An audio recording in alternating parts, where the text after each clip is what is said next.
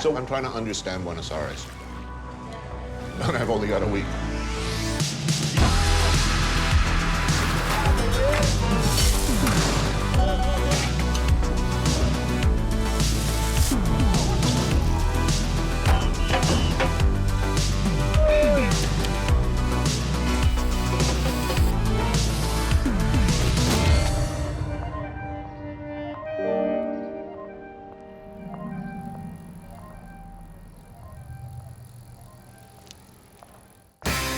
I took a walk through this beautiful world.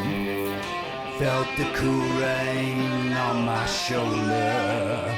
Found something good in this beautiful world. I felt the rain getting colder. Sha la la la la, sha la la la la la, sha la la la la, sha la la la la la.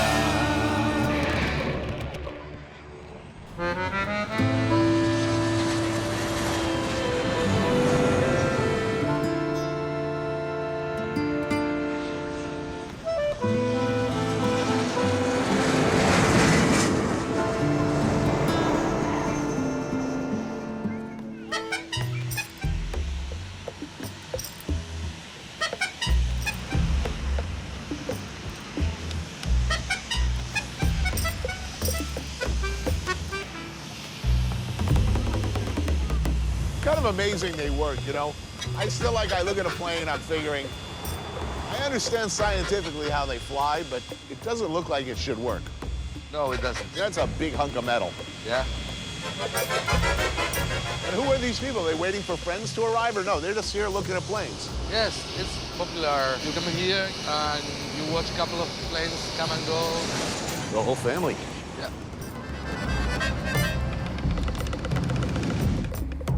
Buenos Aires, capital of Argentina, second largest country in South America.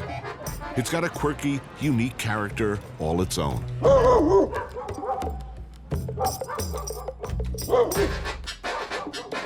It looks like no other place, and it feels unlike any other.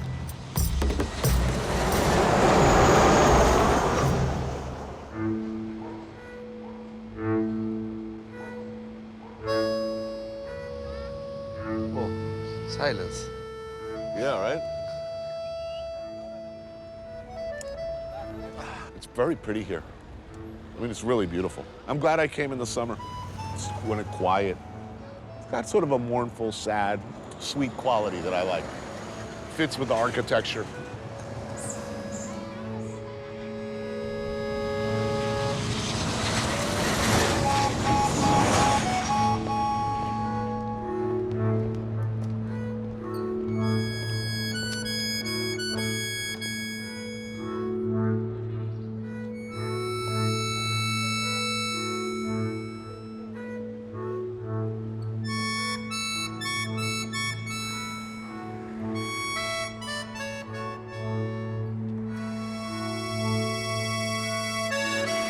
Where does everybody go?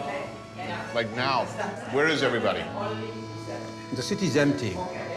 The month of January, everyone go for holidays. January and February are the hottest months here, middle of summer. And most porteños who can afford it get out of town to cooler climes. They go to Uruguay or Mar del Plata, which is our beach, or to Patagonia, or to the north. I have a home in Patagonia, far away from any restaurant. It has no internet, no electricity, no phone. I mean, it's a little antisocial. For a guy who's a communicator, you're all over television. Yeah, I'm not very social. Chef restaurateur Francis Mallmann is one of the biggest and most influential figures in Latin American gastronomy. A TV star, head of a restaurant empire, and now in middle age, gives delightfully few shits about anything unimportant. This is a restaurant I love, Carlitos. He serves you whatever he has. There's no menu.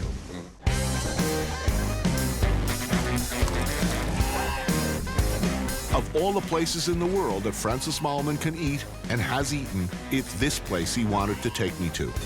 Bodegón Don Carlitos. It's him and his wife in the kitchen with the 2 daughters. There's nobody else, and they've been open for 45 years. An unassuming family-run joint across from the soccer stadium. So who are the customers ordinarily? You know, it doesn't have prices. It's fun because you see very simple people, and if you look sort of wealthy and elegant, you will get a big check, and if not, you'll get a small check. That's the way it works. This is Carlitos. Carlitos. What do you do, sir? We can. Thank you. Oh, beautiful. I will have this guy. There are gods here besides tango and football, or soccer as we call it. There's beef. Porteños, as residents of Buenos Aires, are called like beef, and meat in general, but particularly beef. That's fantastic.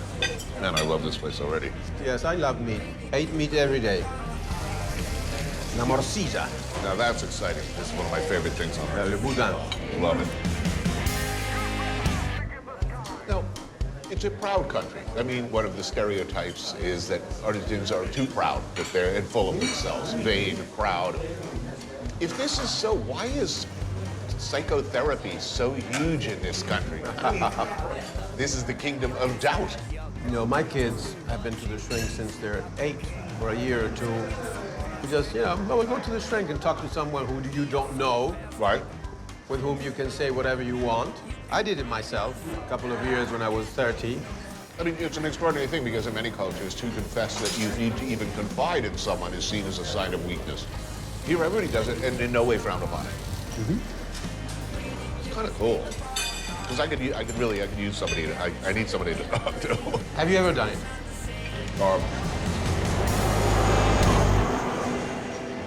I was a teenager. My parents caught me with drugs, and as part of the deal to stay out of trouble, I saw a therapist briefly. Meet Mariana, my therapist. Argentina has the distinction of being home to more head shrinkers per capita than anywhere else in the world. So, Tony, what brought you here? What brought me here? Well, things have been happening. Like, I will find myself in an airport, for instance, and I'll order an airport hamburger. It's an insignificant thing. It's a small thing. It's a hamburger, but it's not a good one. Suddenly, I look at the hamburger and I find myself in a spiral of depression that can last for days. George Orwell said something that really upset me. He talked about human beings are essentially tubes into which we shove food. And this is my job. I travel around the world with these people, and they turn on the cameras, and then for a certain period of time, my job is to shove food into my face. And what's wrong with that? You have to eat.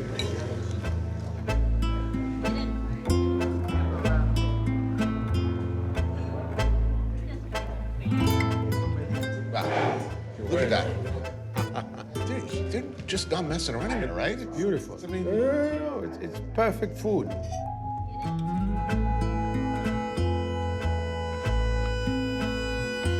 wow. I mean, it's really unnecessarily delicious. What kind of food is this? Where is it rooted? Between Italy and Spain, and then a bit of the gaucho too with the meat, the way he cooks it. La Boca, this neighborhood, is very Italian. They say that this is where tango was born, in this little street 2 blocks away here called Caminito.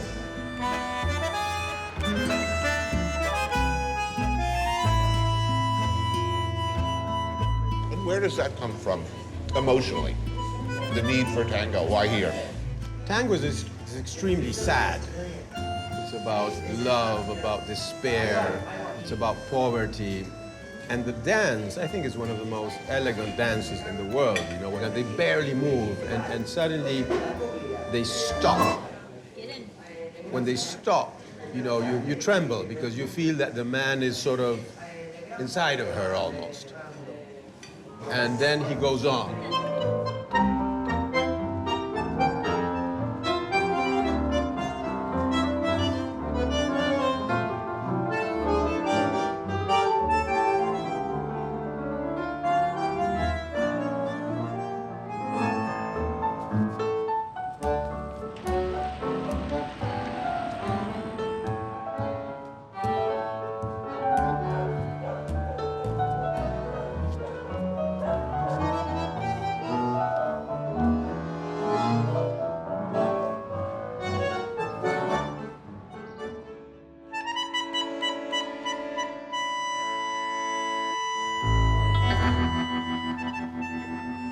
It's crushingly lonely.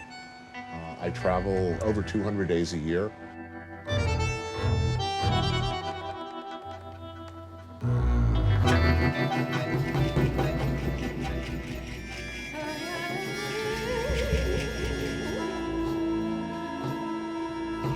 So I had this dream again that I've had as long as I can remember.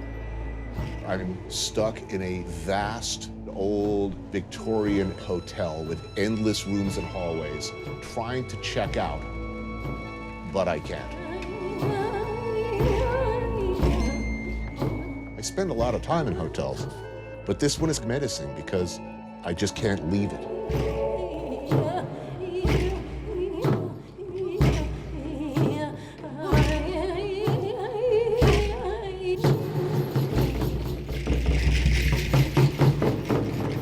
There's another part to this dream always where I'm trying to go home, but I can't quite remember where that is. Are you alone? I'm alone in this dream, yes.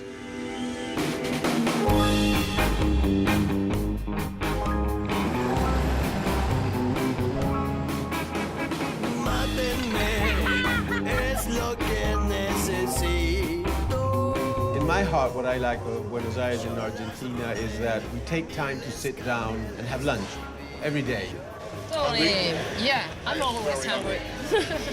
And they finish lunch and they stay at the table for 1 hour more with their friends. And then they go to work or they have a siesta. Then nap. And then a nap. Very important. Yeah. Totally, I'm on board with that. On the outskirts of town, in the roaring summer heat, the fires still burn hot. The tempting miasma of meat fills the mid-afternoon air. On the parrilla, many parts of once living things sizzle and char for the pleasure of those porteños who remain in town. Like Mariana, my new therapist. Wow, what? Wow. Wow, I don't think that's enough. Meat is king, and fire, and we shall go hard in honoring the flame. God, I don't know where to attack this first. All of us, we call it achuras. Achuras. Kidney, Right. sausage, which is chorizo, black sausage, which is the morcilla here. And this is the famous intestine, right? Yes. After a week or two here, even confirmed carnivores like myself will fall to their knees, praying for a vegetable. So, is this normal, like lunch for people? Yes, completely. Tell me, what did you do during your time in Buenos Aires? Ate a lot of meat. Yeah. You have any vegetables in this country at all? You know, there are a lot of vegetarian people here. Yeah, right. And they... Chicken. A chicken is a vegetable, isn't it? Why is therapy so big in Argentina? Because, I mean, the country also has this gaucho tradition, a very macho tradition. Yes, that's what therapy is for. They can do it there. They can. So it's okay. Yeah, it is okay. See, as New Yorkers, we tell each other, you tell strangers all of your problems. We overshare. Well, people here don't overshare. No. I feel like Quasimodo, the Hunchback of Notre Dame. Yeah. If he stayed in nice hotel suites with high thread count sheets, that would be me. I feel kind of like a freak, and I feel very isolated. I communicate for a living, but I'm terrible at communicating with people I care about. I'm good with my daughter. An 8-year-old is about my level of communication skills, so that works out. Oh, my God. That was just the vegetable course. Yes. Later, I'm gonna have a nap. That would be a porteño thing to do.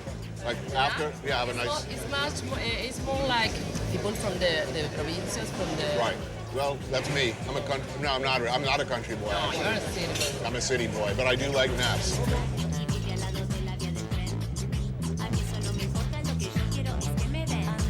So regular people, all summer long, you're stuck in Buenos Aires. What do you do? Go for a barbecue. Go out for dinner. We have a lot of shows and concerts and music.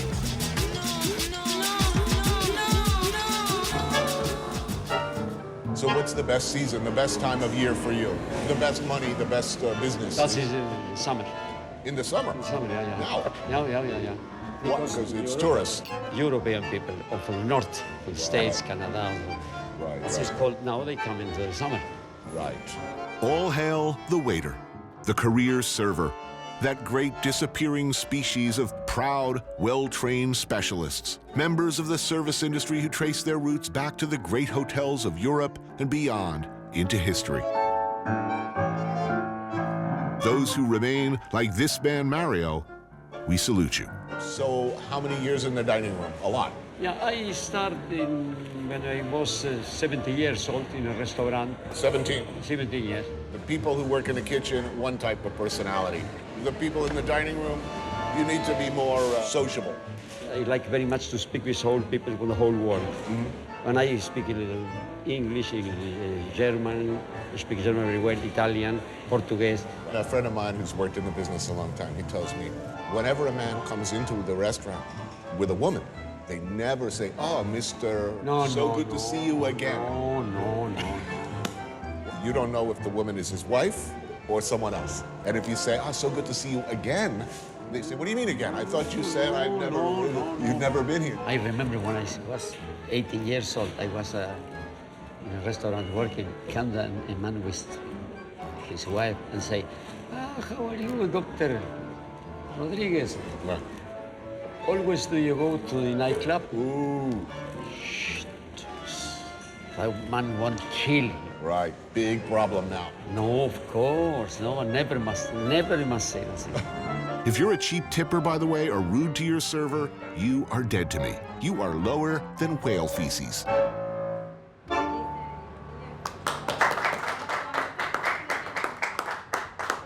20, 30 years ago, waiting was a profession.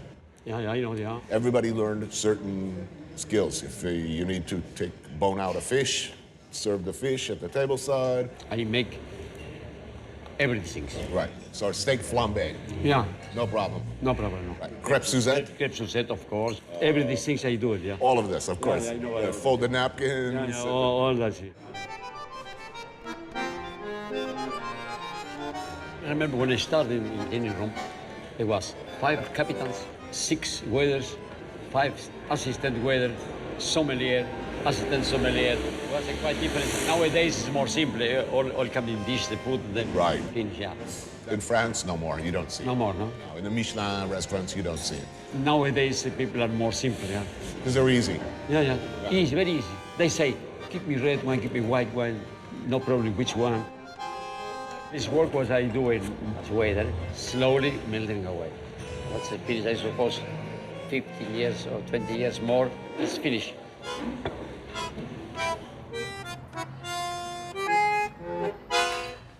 To the old style. Cheers. Cheers. Cheers.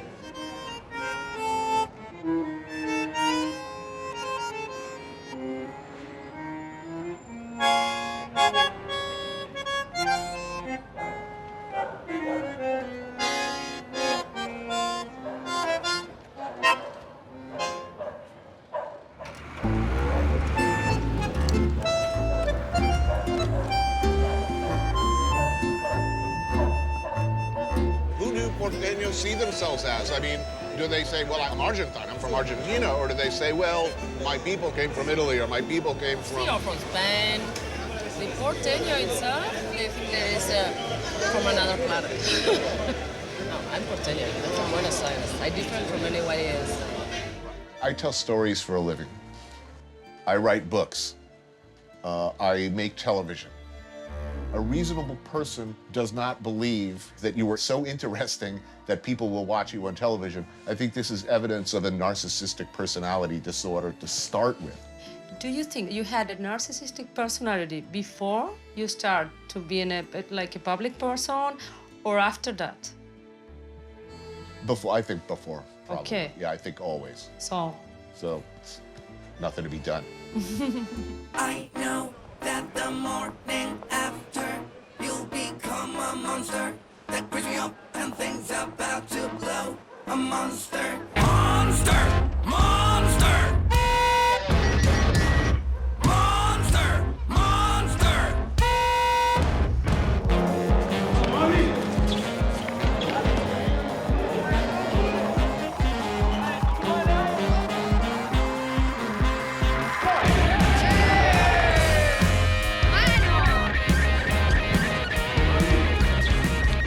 spread of so many thoughts, Buenos Aires. You have, you know, the life of the musicians, which is very important here, the tango, all the artists. Then you have sort of the corporate world, which is always boring. And on the other edge, you have in the very poor neighborhoods all these hundreds of thousands of children that run behind a ball and they want to be soccer players. And they have a dream, it's all they have. And they know the faster they run, the harder they hit that ball, the better they move around it, maybe they will get it.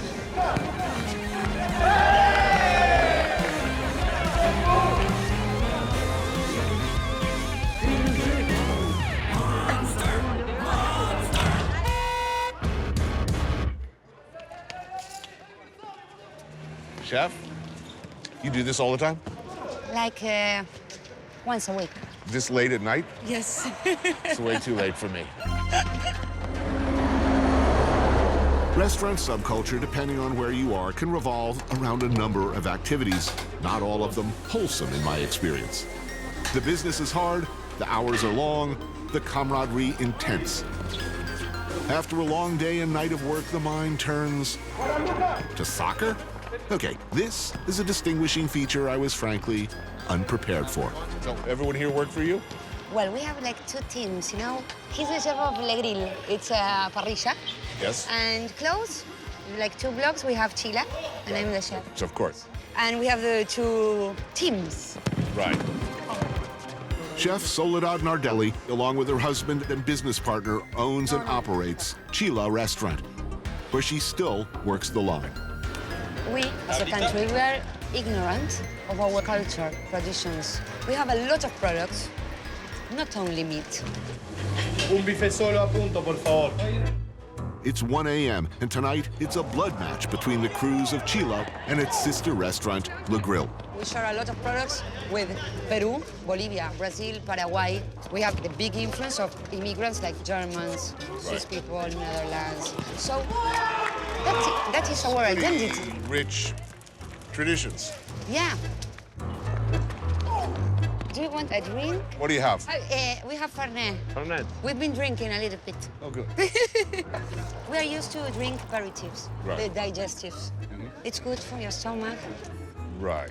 You know? You know? So it's healthy. Yes. I ain't playing no soccer. Alcohol and meat in tube form, however, are more familiar to me. The chorizos are homemade. 40% pork, 40% cow, and all the cuts are dry aged. So, Sweet. So it's got some funk. yeah.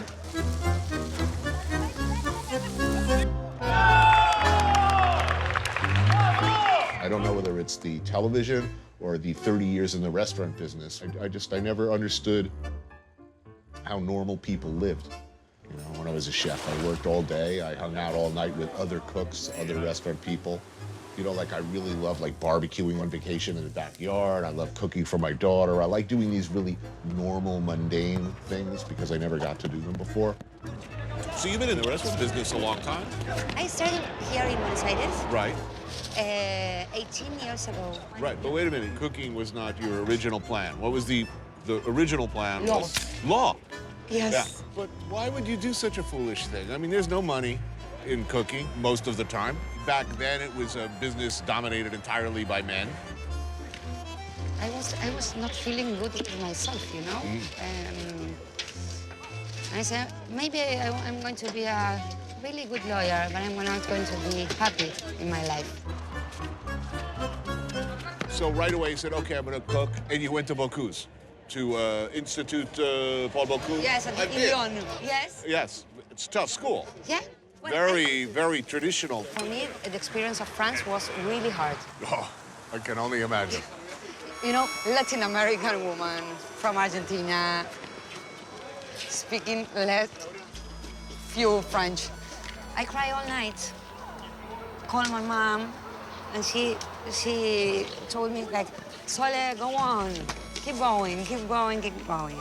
And I always said, when I have the opportunity of running my own kitchen, I'm not going to repeat any of the things that they did to me. So, till now, I did it okay, you know? Good for you. You know, all these tough guys, they're all big babies anyway.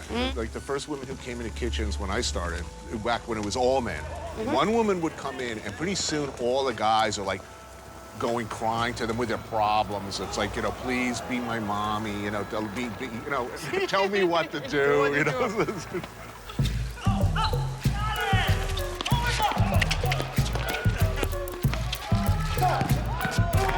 I think we're ready for chorizos, eh? Thank you so much. The delicious, delicious choripan is an iconic street food around here for reasons that are immediately obvious once you bite into one. Oh, that's good. I needed this badly. Che.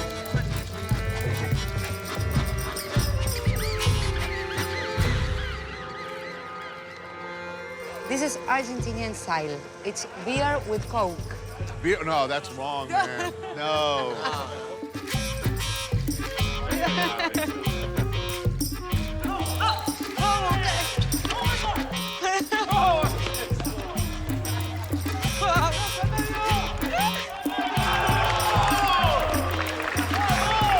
I'm old for this.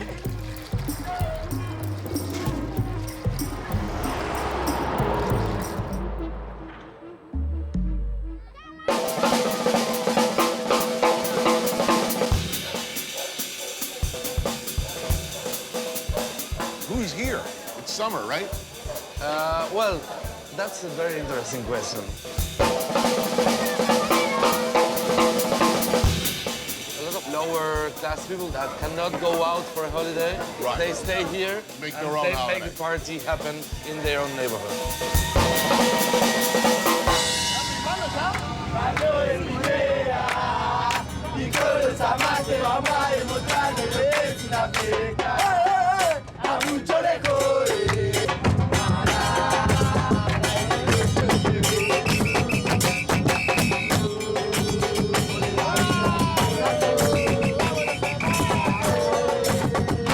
Now, how long is Carnival season here? And it goes on every weekend for a month. A month. Yeah. Carnival is different in Argentina, decidedly different. In every barrio in Buenos Aires, there are celebrations, with over 100 murgas, as they're called, taking to the streets, traveling from barrio to barrio by bus, doing their thing. So they're like neighborhood teams?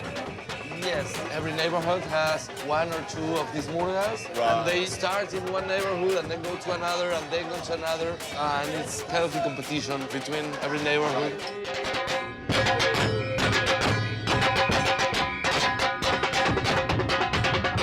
These guys are Murga Los Amantes.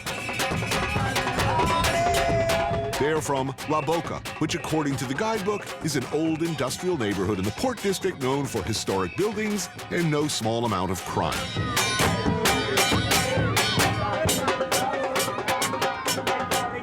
Is it like a parade, a block party? It's a little bit of each. This is not like Rio Carnival. Right. You have a huge parade with lots of money in. Right.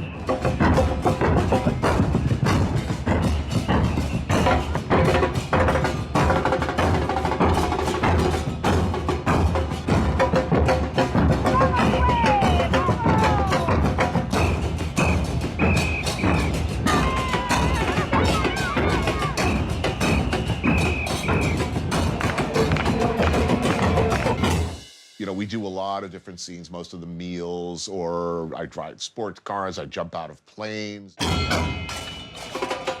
But there are a few things that terrify me. Carnivals, I'm afraid of clowns.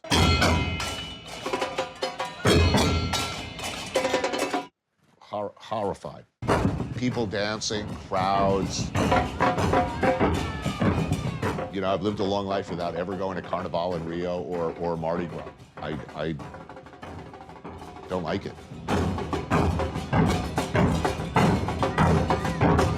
There's something frightening about crowds, too. I mean, what if they all decide to do one thing at the same time? It starts as a party. 5 minutes later, it's like Nazi Germany. Yeah.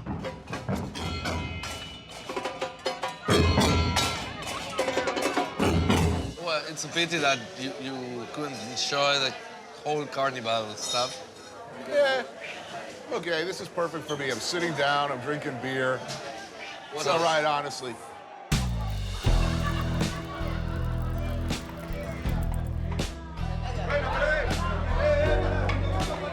It has a common roots with Brazilian Carnival and Uruguay Carnival, but in each place took a different way. In Brazil, it was more for the spectacle and the lights. And here, it's more about the pride of the neighborhood.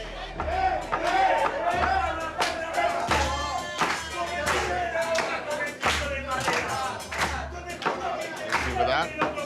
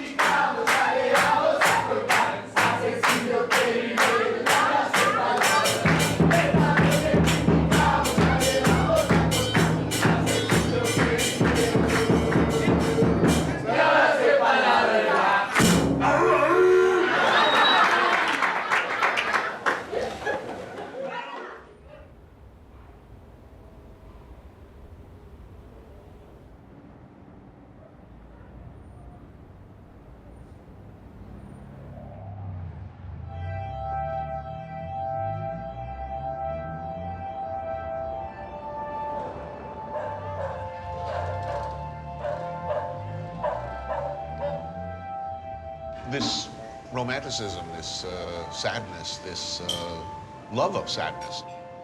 What was it about the history of Argentina that allowed this to take root?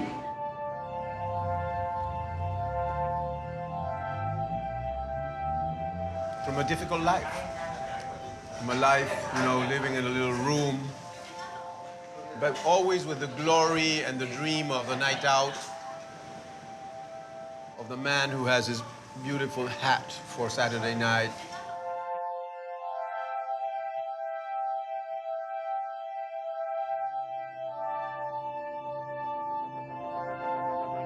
And then next morning, you know, reality's back.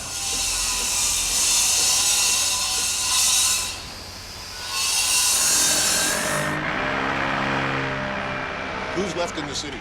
Who else stays? Who else stays? Well, Construction workers? construction workers. This building, it's a big one. It's 18 stories. Right. It's in the middle of Capital Federal, from the center of Buenos Aires. Right. So it's going to be an expensive building. So who's going to live here?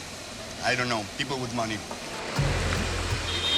I mean, you know, how's the economy? The economy, it's crazy. It's, Some people doing good and some people not doing good. yeah, the middle class has been disappearing. They tell me that everybody in Argentina sees a psychologist or a psychiatrist. Is this true? It's true. There's Everybody? Yeah. Well, not everybody. People that can afford it, but... Right.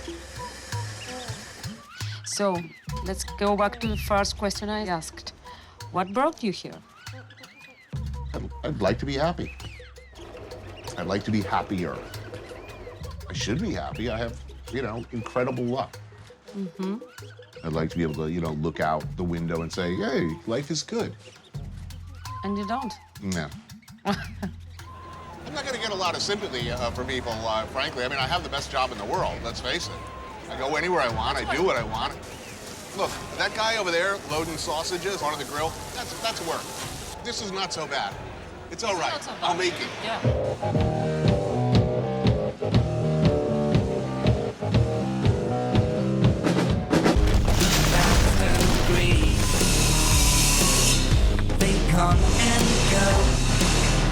If people work hard like they do in construction, it is expected that they be well-fed. And in Buenos Aires, well-fed means, yeah, you guessed it. How often do they do this? Once a week, on Fridays. Mm-hmm. They used to do it every day, but economic, you know, the meat Right. Meat is really expensive. expensive now.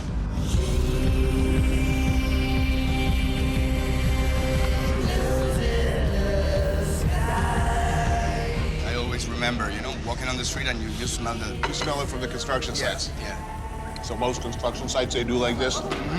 Everyone.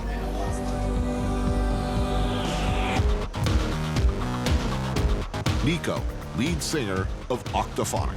Hola. Like nearly every porteño, Sweet. he knows good beef Gracias. and where to find it. It's good. Unless you work hard, you need a big hunk of meat. It's, you know, from the low chain of the meat, but it still has a lot of fat, and it's Right. Good for you. Yeah. He says that we need some wine, red wine. Yeah, right? I saw some construction sites that they have. They serve wine? Yeah. Man. I guess the owners of this construction especially are strict about it. I'd be a little nervous. Yeah, of course. Guys up on the top floor 50 drinking. meters. Yeah. So where are most of these guys from? ¿Son todos de acá ustedes? ¿O paraguayo también? ¿Vos sos paraguayo? We got one from Paraguay here. A lot from Argentina. From Buenos Aires or from outside of Buenos Aires? Usually from inside, from the provinces. And how long has the job lasted? I was asking, it started 1.5 years ago. Wow. Yeah. It's a long time. How much work is there? A lot, a little? I mean, after this, another job? ¿Tienen trabajo después de esto, no? ¿Terminan este y van a otro? Yeah, I guess they jump from construction to... So they're working regular, always? Yeah. Seguir y seguir la huella. Es demasiado aburrido. Seguir y It's hard to get back to work after having... Yeah, I just want to go home and sleep. de mi carreta. Nunca los voy a engrasar.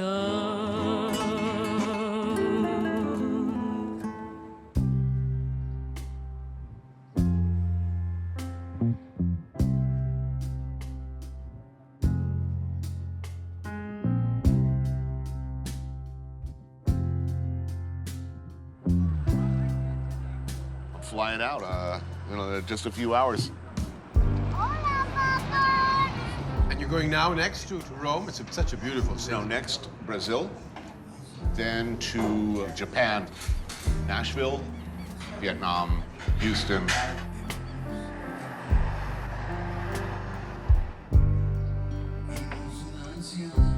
You know, like there's the evil cheeseburger that sets me off, the evil hamburger. Suddenly I'm super depressed for days. It's like that with the good stuff too. I have a couple of happy minutes there where I'm thinking, life is pretty good.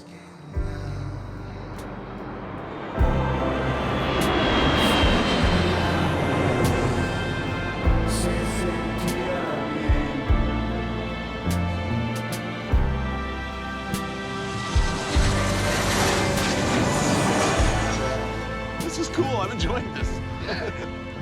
It's like the movies, but cheaper. Yeah, right? The pilot of the airplane saying hi to the kids. Wow. What's in the box, man? What's in there? Here we have Amargo Obrero, which is like workman's bitter. It's a kind of vermouth. Yeah, I'll have some of that.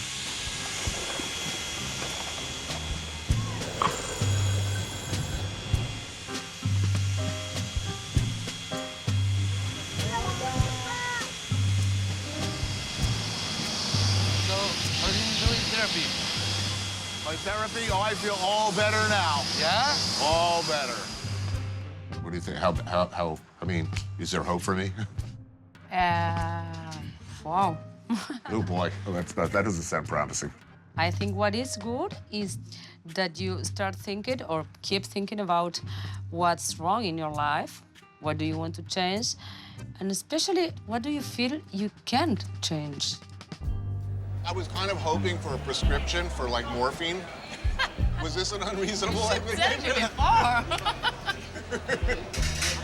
I think you should keep doing therapy too. Yeah, me too. You're probably right. Yes. I love staying in Buenos Aires in summer when the streets are empty. I love the city. I was born here, this huge metropolis where a lot of cultures melt. People from all Latin America, people from Asia, people from Europe.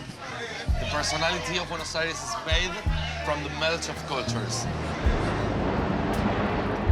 When I get back to New York, I'll tell you, I'm gonna get off that plane, I'm gonna make myself a big salad. Excuse me, kid, what? Sorry for the language.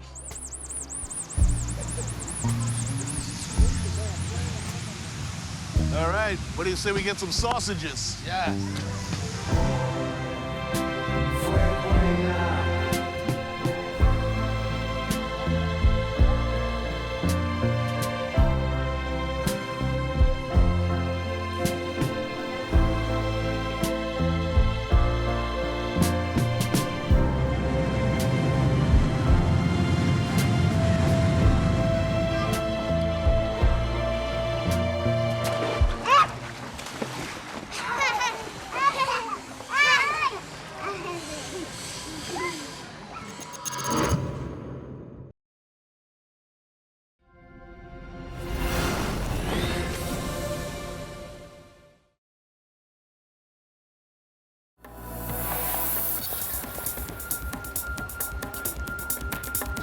Pity the salaryman.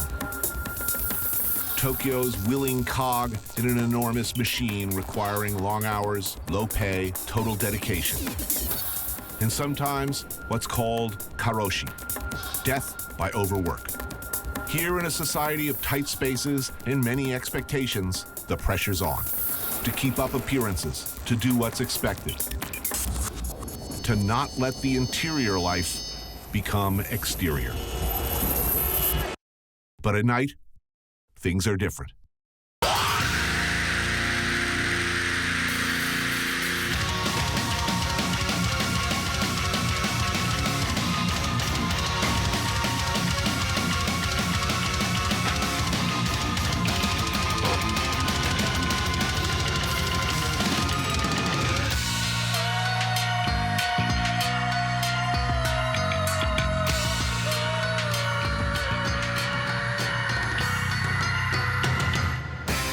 I took a walk through this beautiful world.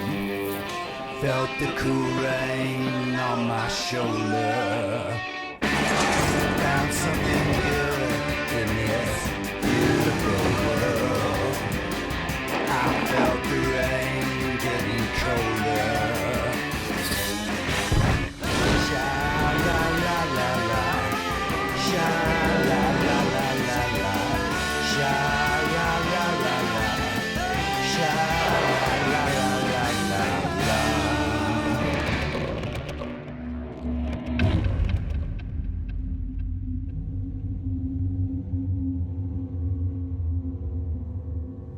What do you need to know about Tokyo? Deep, deep waters. First time I came here, it was a transformative experience. It was powerful and violent experience. It was as if it was just like taking acid for the first time, meaning, what do I do now? I see the whole world in a different way. I often compare the experience of going to Japan for the first time, going to Tokyo for the first time, to what Eric Clapton and Pete Townsend must have gone through, the reigning guitar gods of England, what they must have gone through the week that Jimi Hendrix came to town. You hear about it, you go see it, a window opens up into a whole new thing, and you think, what does this mean? What do I have left to say? What do I do now?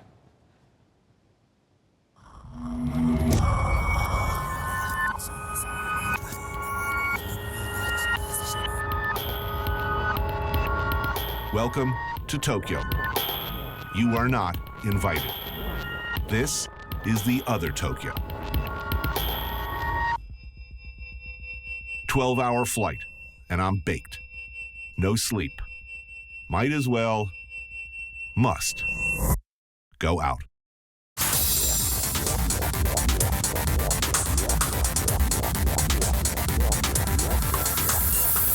The Cabuchico district near my hotel has the advantage of being where the subterranean life, the repressed ids of the Japanese male, and some females too, comes out to play. Joining me is Japanese film producer and production manager Masa Kokubo.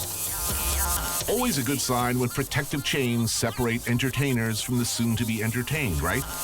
Prepare yourself for the greatest show in the history of entertainment.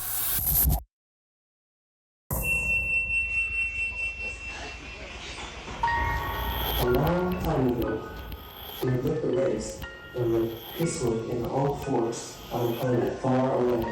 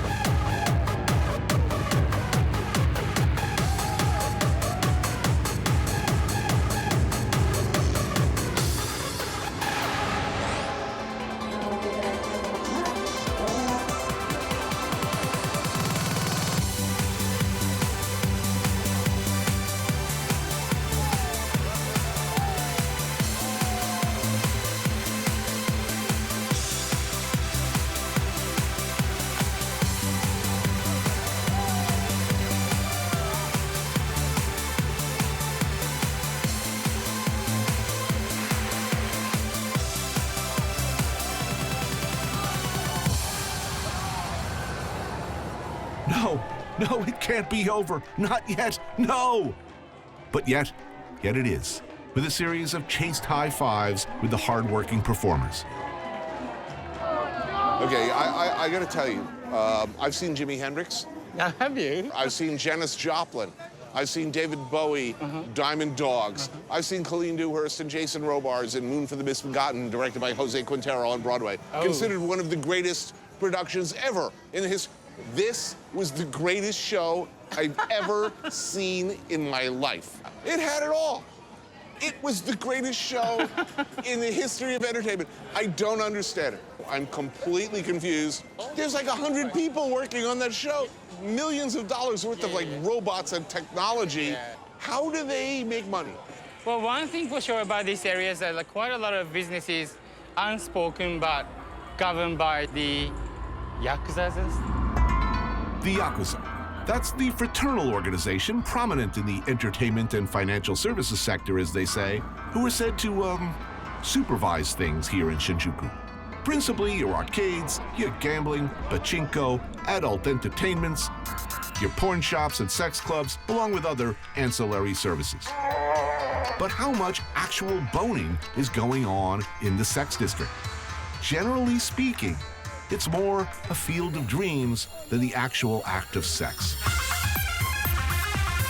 Hostess cafes, for instance, where a lonely, overworked salaryman can find the attention of cute, seemingly adoring girls who find their every utterance fascinating.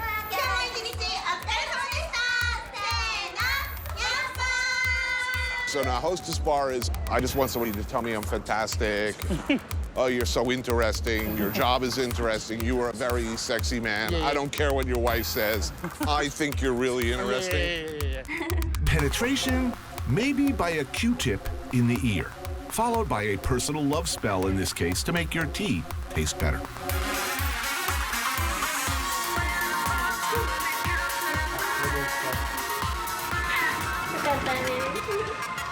Okay, What is this place? What's happening here?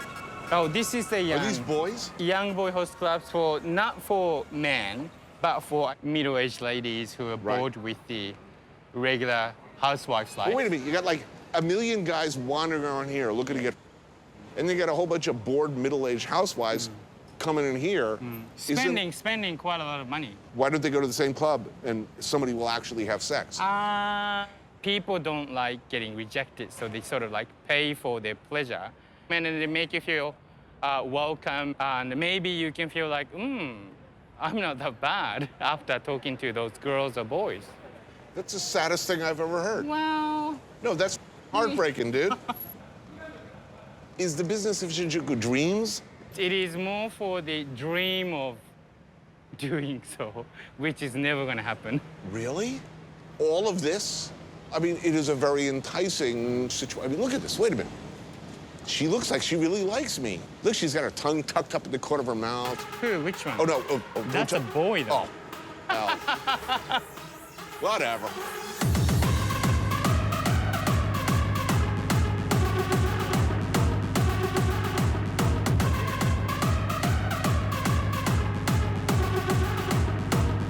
Golden Guy. Long my favorite place to drink in Tokyo. Hundreds of micro-sized bars, each different from the other, with their own micro crowd. I love it here.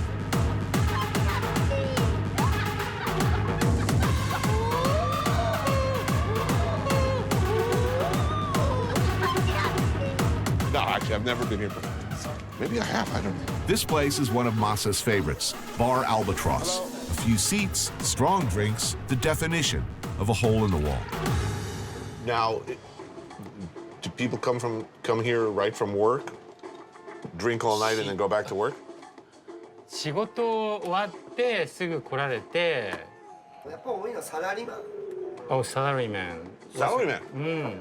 Would a salaryman bring his wife here?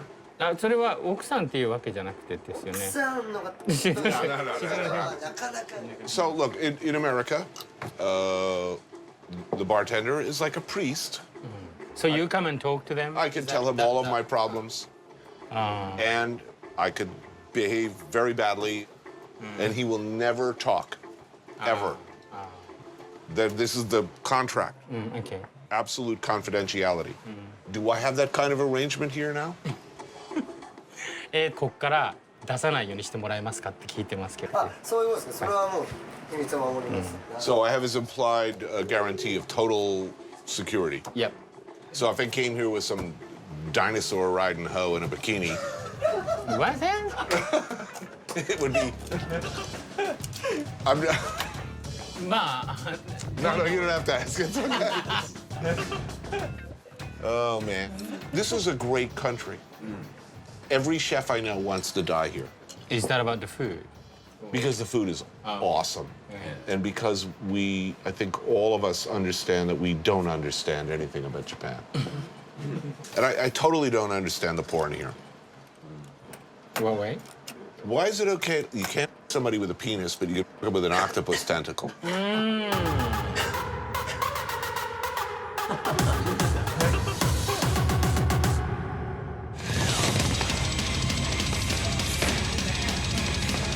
In Japan, there is a very old, very deep, and very rich tradition of martial arts.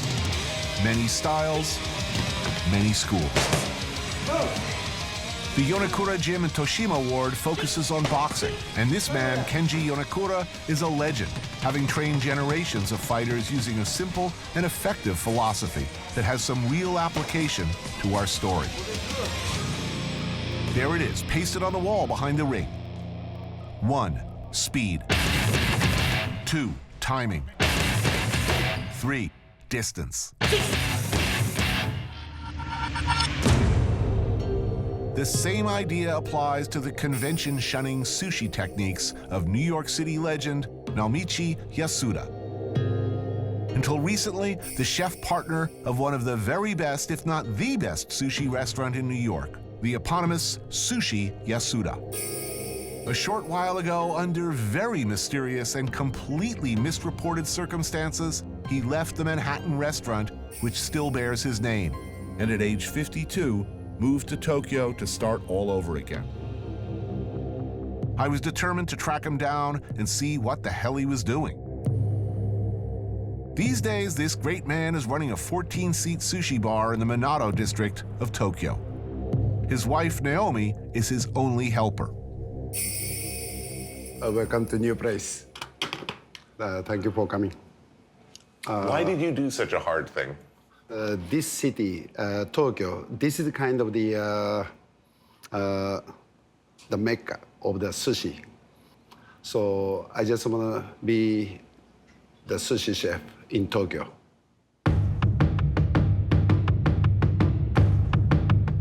Yasuda is a friend, and my master in the sense that he's taught me pretty much everything I know about sushi over the years. He's a very, very interesting and complex man who constantly surprises. Tony-san, this wasabi is one of the most expensive wasabi. So I wait. Finally, this one goes to the discount box. Then I bought this. It's very French of you.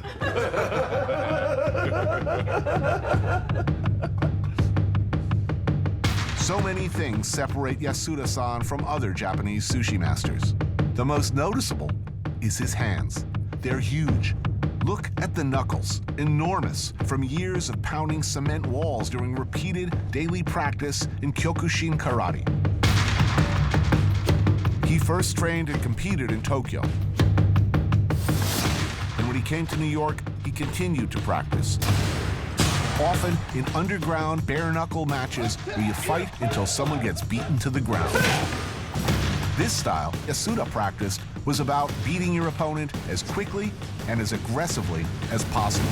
Speed, every second is important. Rice is getting cold, seaweed is getting soggy, fish less than perfect temperature. Look at his posture, a fighter's stance. Distance, knowing the perfect spot to be. Moving in and out as needed, never out of position. Timing, reacting to his customers' pace of eating, their ever-changing desires, always ready for the next move. Most people who don't understand sushi will go to a sushi bar and say, oh, I had the best sushi last night. The fish was so fresh. It was right out of the ocean. Freshest fish, there's no taste. Just chewing, just hard. And people think, oh, freshest should be good, but it wasn't. Yasuda's menu changes constantly with what he finds in the market. And like thousands of other sushi chefs, he heads every day to Tsukiji, Tokyo's central fish market, where nearly 3,000 tons of the world's best seafood arrives every day. But unlike most others at his level who arrive at 4 a.m. to cream off what they perceive as the best and freshest, Yasuda-san arrives later. He does not buy the ridiculously expensive otoro, the fatty belly meat of the bluefin tuna that people have been known to pay hundreds of dollars a pound for. Instead, he buys tuna from the heads, using his knife skills to go for qualities that most others miss, removing every bit of sinew from what would otherwise be a difficult piece of meat, until it's, well, perfect. And he cures the results, actually cures it, breaking down its molecular structure in a desirable way by freezing it quickly in a medical-grade blast freezer, where it will stay for a week or longer at minus 82 degrees Celsius. He pioneered this technique years ago in New York, where if you bothered to ask, he would have proudly told you that the absolutely unbelievably sublime piece of perfect sushi you were eating was frozen. Delicious. Thank you very much. Which is more important, the rice or the fish? Or what percentage? Rice, more important. About 90%. Wow, that's... Fish is the second ingredient. The main ingredient is rice. So my sushi is rice. Yasuda, he still trains, though his fighting days are over. He says he was tired of hurting people. He brings me to Kamiyo Dojo in Asakusa to try and show me how his sushi technique and Kyokushin karate are one and the same.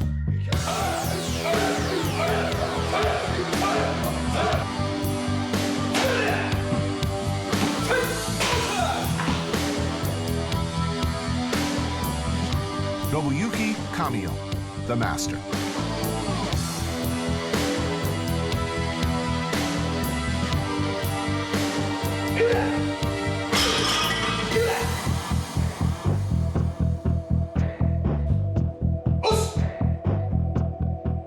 Nice. Many of the people ask me, what's the point between the karate and the sushi? But this movement is so much good for the when I make the sushi. Because of the stance. The other different type of the karate, the stance is a little bit more upper. So this karate is a stance is a little bit more deep. This. So stand in front of the cutting board, little bit of the deep stance and movement, deep stance, and the body move this and watch to the vision from left to the right, right focus. Move this, move this. Then watch this and watch this. This is one of the key. So this karate is my sushi roots.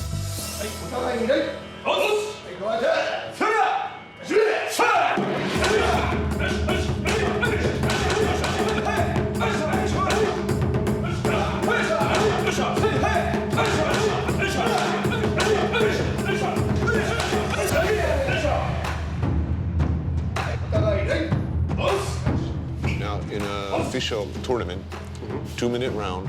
2-minute round. And the result you're looking for is points.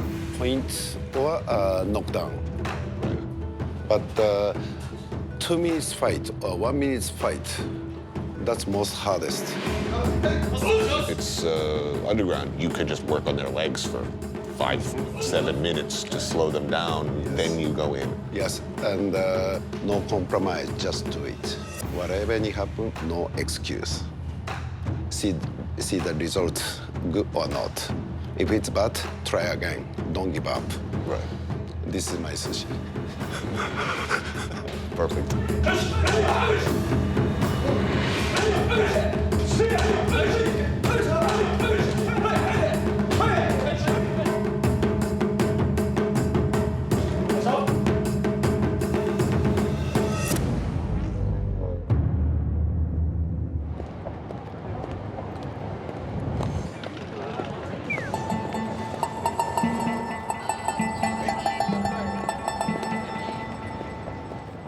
Those who buy into the notion of Japanese women as shy, giggling, subservient victims of convention would be confused by Tomika.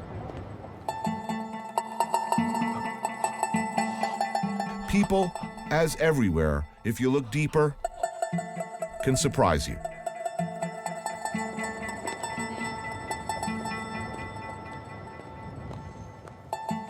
Her day job is doing this. And I gather from what she tells me that she gets plenty of work.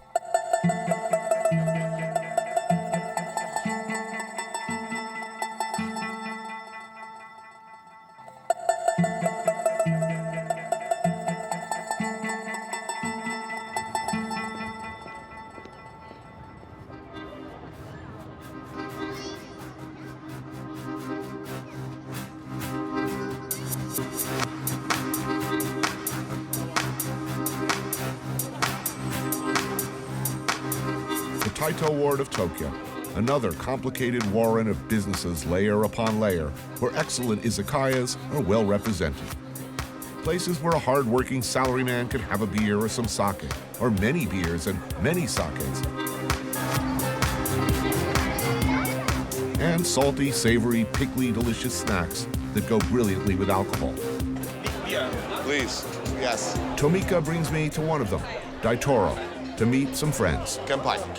Kanpai.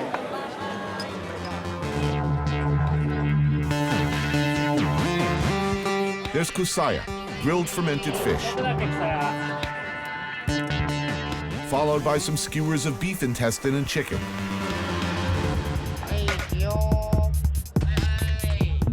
This place is known for its motsunabe, intestine stew with miso, so we order some of that as well.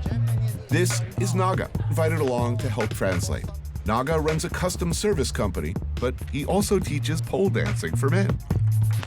Then there's this man, Kinoko Hajime, one of the best-known and most respected practitioners a master of shibari, the art of ropes, of beautiful knots, of what, for lack of a better word, we call bondage. So how big is the sadomasochistic community? How many people are active participants? 10万人ぐらいもっといるかもう勝手な俺の予想です。今すごい計算して。100,000 people. A lot. A lot. This is shibari. Translation, to bind. And to make things more confusing for those looking for a concise takeaway, a comfortable reaction to what sure as hell looks pretty disturbing, Tomika, who spends most of her time whipping, burning, and generally abusing men, enthusiastically reverses roles in her longtime relationship with Hajime. It looks like a very delicate procedure. Does it hurt? Or does it feel good? いや、気持ちいいよね。もちろん。Of course. But this pain changed to the ecstasy. 何も考えない時間っていうのが一瞬でもある感じがする。What she said, when she was tied up, no need to think. Just leave it to. She loved that.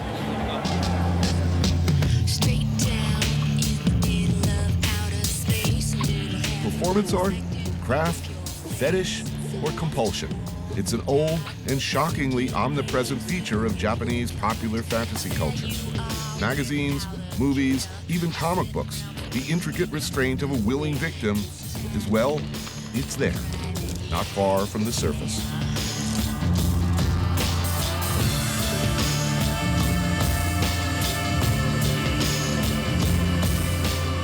What percentage of Japanese men are interested in either tying up women or subjugating women? そういう女性をこう縛ったり。多分全員やってると思うんですよ家では。All of them. All of them. Well, then the question is, how many Japanese men like to be tied up? あ、こっちの彼女。全員ですね。All of them. So in your experience, all Japanese men like to tie women up, but in your experience, all Japanese men like to be tied up.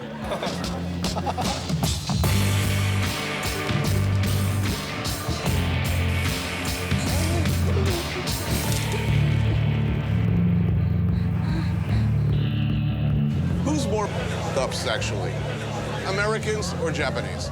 態度が変わったりするかって、その例えば店のオーナーとして。はい。そうですね。全部一緒です。Same. よかったらやってみるといいんじゃない？ So maybe she suggests you to be tightened up. A little late for me.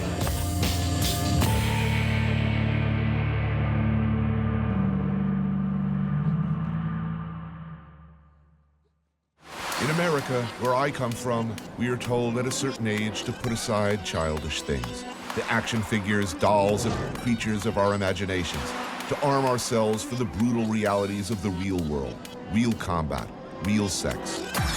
In Japan, increasing numbers of people don't. They continue to live a life inside four walls, inside their mind, the life we call of the computer geek, the nerd, as avatars. There's a name for it, a whole subculture of what's called otaku. Once a derisive term, now a proud identifier of the geek, one who has turned his back on the real world and finds satisfaction elsewhere. Manga or comic books hold a different place in the cultural landscape here and address different needs. There's yaoi, for example, otherwise known as boys love manga, extremely popular with teenage girls. Stories change, but the core themes are sexually ambiguous boys getting very friendly with each other. What legions of young girls and soccer moms find compelling in the thousands of these titles is something of a mystery to outsiders looking in. But there they are, whole sections of manga bookshops dedicated to basically One Direction type boy band figures having sex with each other. Yaoi isn't generally explicit, though it can be. Some of the most popular manga are, however, lurid, over-the-top illustrated stories of incredible violence, rape, murder, and sexual fetishism. Toshio Maeda is a manga creator like few others. the father of what can only be described as tentacle porn. His 1986 manga Urotsuki Doji was about half-human, half-bestial space invaders in search of an evil supreme being. It contained unbelievably graphic, lurid, violent, and one would argue offensive images of sex acts involving not sexual organs, but other protuberances. It became a huge hit and has been imitated widely, both in other manga and in live-action films. A whole genre of lurid but extraordinarily well-drawn madness. At Meino Umi restaurant, Toshio tries to explain. You know, this girl seems like a high school girl. So, basically, it's forbidden. It's our sense. Notice, by the way, the distinguished owner and her complete lack of shock or offense at the graphic, frankly horrifying images of rape, violation, and murder spread casually across the table for all to see. Japanese manga, ones that everyone reads on the subway home even, well, they're different. The big breakthrough was you couldn't draw penises, you couldn't draw specifically orifices, you couldn't actually show humans penetrating each other. In Japan, right, it was a big no-no at that time. So I invented tentacles to be evasive about the law. Also demons. Demons. Demons. Yes. It's fantastic. Whether you meant to at the time, you absolutely changed the world of manga. You created an entire spectrum of pornography that didn't exist before. I mean, if you go to YouTube now, there's tentacle manga, there and tentacle and demon manga. There is tentacle and demon anime. A lot. Oh, that looks good. For dinner, there's katsuo no tataki, fresh bonito seared quickly over flame, arranged in bite-sized pieces, garnished with daikon, fresh greens, sprouts, and ponzu.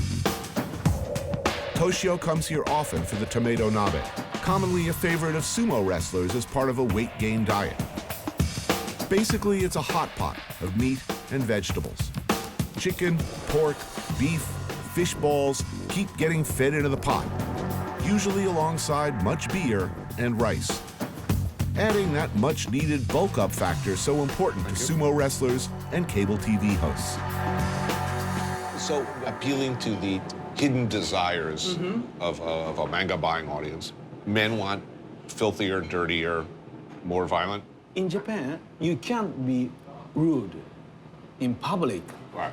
But you need to just, I can say that, letting off steam. Right. So probably the manga is the one way to do that. What do women want? Generally speaking, what do women want in manga?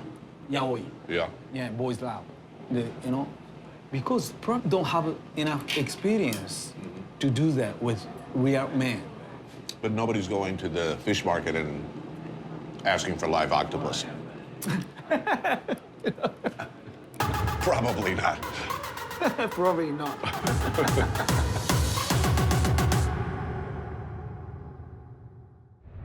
The pop music scene in Tokyo is not that different than ours, with an accent, though, on pretty boy bands, pop idols, tween stars. Generic, industry-created crap for the most part.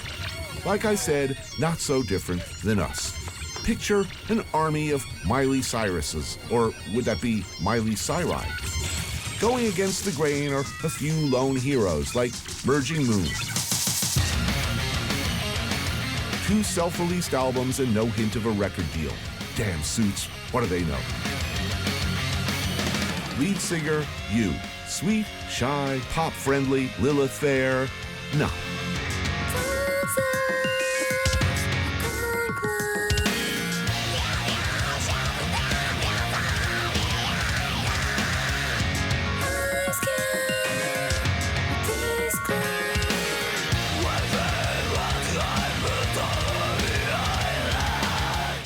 Yeah, so how big an audience in Japan for thrash metal, death metal, hardcore? We had Ozzy Osbourne's Ozfest this year as the first time in Japan, and I feel like people are They're watching ready. the heavy metal scene as a new movement. And audiences, good audiences here? They are kind of polite. They're polite. Really? They are really quiet and just watching us. And when we finish playing, they suddenly grab. Polite. Really?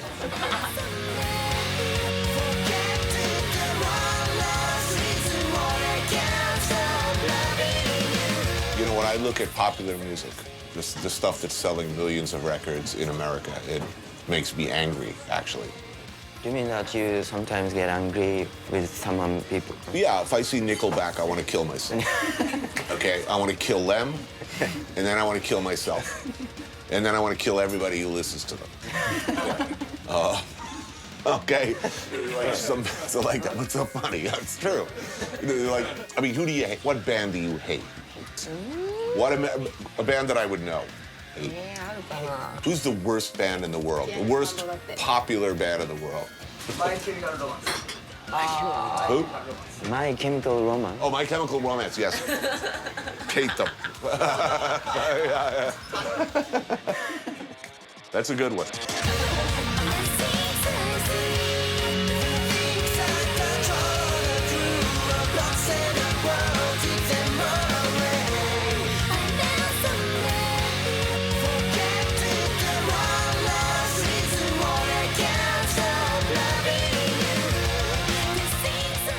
Can you make a living? No. No. Not at all. Not at all. We all have part-time jobs. You all have jobs. What do your families think when they see you doing this kind of music? But we are at 22 to 25 years old. So it's the hunting job season in our lives. So there's pressure on you. Yeah. And we all went to university and a lot of money. The expectation, the pressure is, okay, get a real job. Yeah. Put aside this rock and roll shit and get a real job. In a perfect world, would you like to play rock and roll every night? Would you like to play metal every night? Yeah, I can be a cleaner in the toilet if I can keep doing this. And you? Yeah, these guys look like lifers.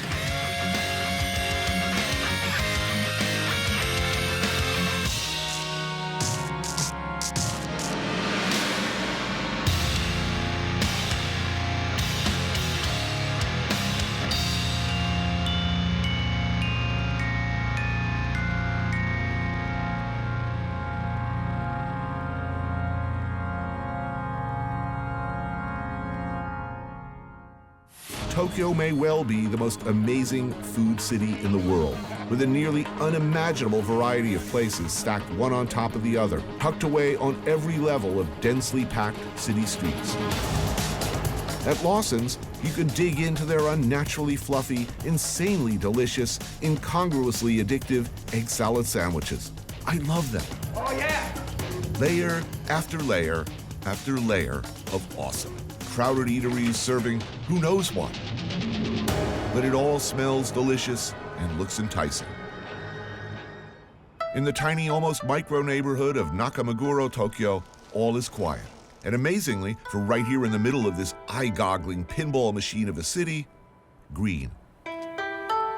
Yasuda lives near here, and he loves this place. A low-key joint to enjoy family meals and meet friends. I so much appreciate and seeing you and all of the people from the U.S. Well, we miss you, you know? I miss New York City. I'll tell you something really terrible. Every relationship I've ever had with a woman, at some point, very early on, I bring them to Yasuda in New York. And I would watch how they eat. If they talk too much, if they didn't understand how to eat sushi, if they did not eat the uni, we will never have a relationship. We will. That's it. It's the end.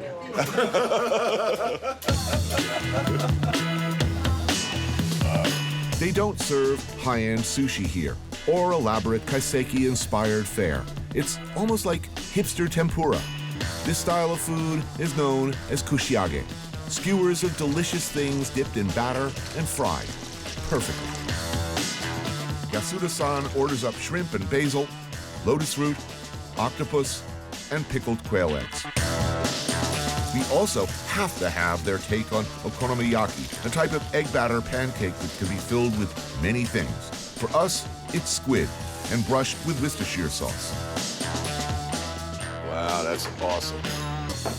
I've been coming here for many times, but this is the first time to eat. Oh, for okonomiyaki, yeah. Love this dish. You lived in New York, what, 14 years, 18 years? 27 years. So since 1984 to 2011. 27 years in New York. That changes a person. Yes, very much. You're a New Yorker now. Yes. What was the hardest thing to get used to when you first came here? Culture. The culture. Yes, culture is so much different between the US and here. And Manhattan is so interesting, always. I never ever get boring. That city... Look, I never get bored, and I always learn new things in Manhattan. But there's 15, 20 different Manhattans in Tokyo, to me. I mean, if you... Shinjuku, Shibuya, Roppongi, from my perspective, these are completely different cities, even building to building. Pachinko down here, nightclub for men, nightclub for girls, nightclub for rock and rollers, hair salon, but all up. 50 different businesses in one building. Yes. One building. I could spend the next 5 years just doing shows on this one building.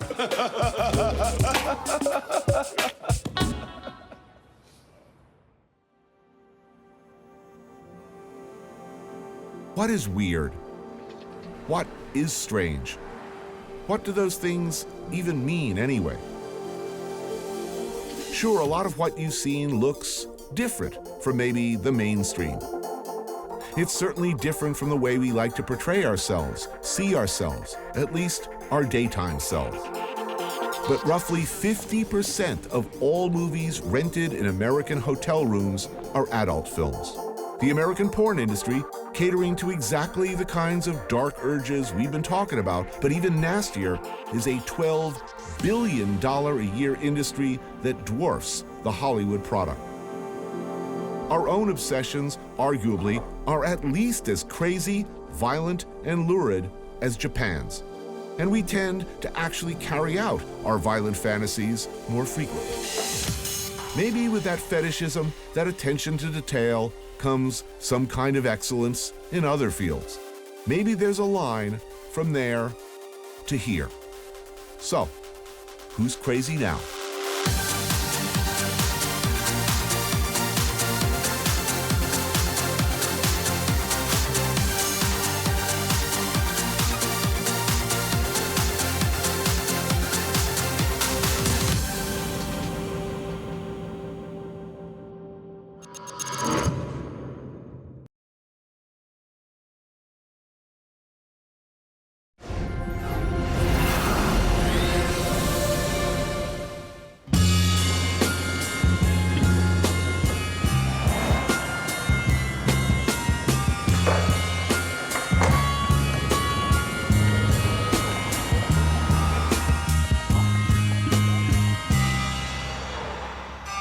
"25 years later, after the wall fell, Berlin remains complicated and unfinished. Complicated by history and counter-history, with an urban fabric that resists all attempts to reorder it. Berlin fascinates, and people continue to be drawn to its darkness and its light. I took a walk through this beautiful world. Felt the cool rain on my shoulder. Found something good in this beautiful world. I felt the rain getting colder. Sha la la la la, sha la la la la la, sha la la la la, sha la la la la la.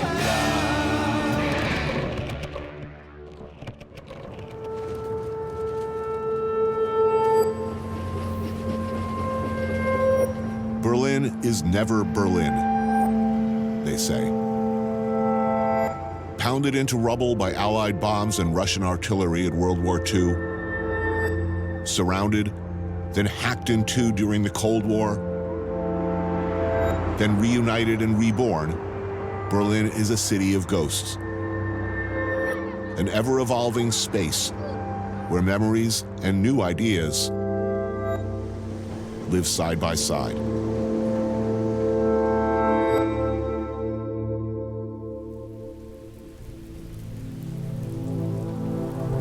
In between and after the wars, Berlin has always been a place where you find what you want, or what you think you need, what you can't get back home.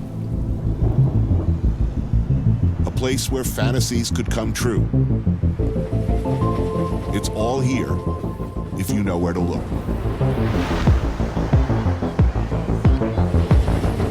It's no coincidence, it's a natural progression, really, that Berlin's nightlife is excessive, completely and proudly uninhibited, and never-ending. There are clubs for everybody, and many are friendly towards whatever your personal lifestyle choices might be. Club culture is the pride of Berliners and draws millions of thrill seekers from all over the world. It is notoriously difficult to navigate, however, and finding the right place with the right mix that will actually let you in the door can be a challenge. Who decides who gets in, keeps each place with its own personal, non-judgmental balance, are people like Frank Kunster. For 25 years, he's been the gatekeeper and bouncer at some of Berlin's most infamous club doorways.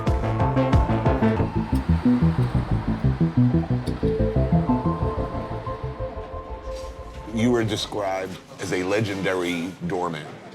Yeah, maybe. Owner? At the last 3 years, I owned the bar. Right. A professional partier in Berlin. What time do they show up at the club? 6 in the morning. No way. Oh, yes, of course. So wait a minute, you arrive at 6 a.m. And then the clubs, they go from Saturday evening to Monday morning without any break. So people go there normally Sunday morning, and then they dance Sunday whole day and whole night and go home Monday morning. Yeah, so you're talking 24 hours. Yeah, 36 hours, no 36 problem. hours. What are you doing for 36 hours in a club? Dancing, talking, chilling, hugging, fucking, whatever. I don't want to do any of those things for 36 hours personally. I mean. Danke. Also ich wollte ein, aber egal. Lass erstmal stehen. Ja, lass erst mal stehen. Bestimmt. I have to begin, sorry. Oh, beautiful. As a large man with a physically challenging job, Frank likes meat, as I do. So a long-established butcher shop like Fleischerei Domke is just what the both of us need. Ja.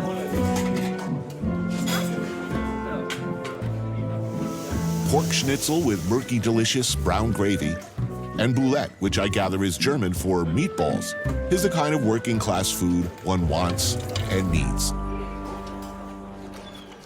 So, what attracted you to this business? And the night had always I always was attracted to the night. I think people in the night, when they are on alcohol or on drugs, open their mind. It's also because it's dark, they are more free in their mind. And I found that interesting. Berlin is world famous for its club scene. Why here? I think because we're the last liberal city, like real liberal, you know. The people can afford being here. It's cheap to drink, it's cheap to live, it's cheap to eat. And people come here because of the freedom to party, to get wasted as hard as possible. How about the police and the government at this time? You know, you get thousands of people taking ecstasy and dancing all night till 11 o'clock, 12 o'clock. I think the government knows. I know policemen, and they know about like people doing drugs, and they come to our clubs, do drugs by themselves, or not, only drink, but they accept, and everybody's cool with it. Berlin is a party city. It's no real industry besides a party industry. And so many tourists coming only because of that, from Spain, from Italy, from Russia, from US, from UK, to get totally lost and totally wasted, but not in a bad way, just like in a Buddhistic way. It's like in the moment you get lost, you can't find yourself. And that, I think, what excess is about. Pure hedonism. Come to Berlin, get high, party. It was.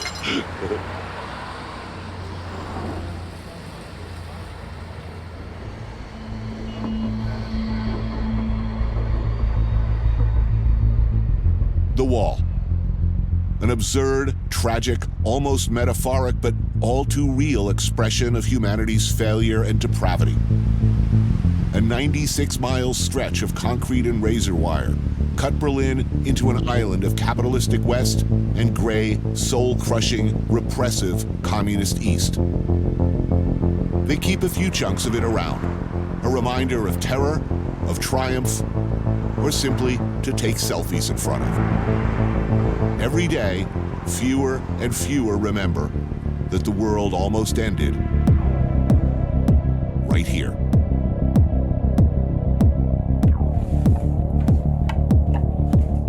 Even as the wall fell, techno music seemed to express something that needed to be expressed. Dance music and ecstasy and mammoth nightclubs exploded across a reunited Berlin. During that time, DJs like Ellen Alien were pioneers of a new sound and a new generation. East and West, a unifying force.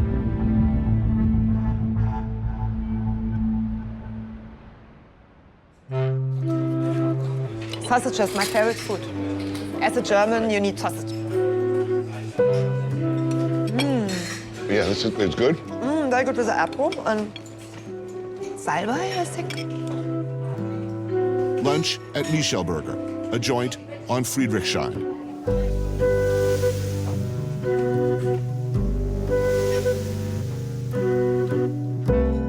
Sausage of chicken, pig's feet, and sage with smoked mashed potatoes and apple. Beef shoulder, braised and served with root vegetables, potatoes, horseradish, and God help me, kale. When did the wall come down? That was, what year? 89. 89, so everything started in 89. Everything started in 89. First, the club scene was based in the west side, where the first techno club opened. Wall came down, and then everything moved to the east because there was space, a lot of industrial places, and music was a meeting point of the east and west, and a meeting point of young people trying to move together. And this happened in the club. When the wall came down, it was our music to come together, so it's very deeply in our blood. Right. That's why it's so strong for me, still being a DJ, because this time was a very strong impact for my soul.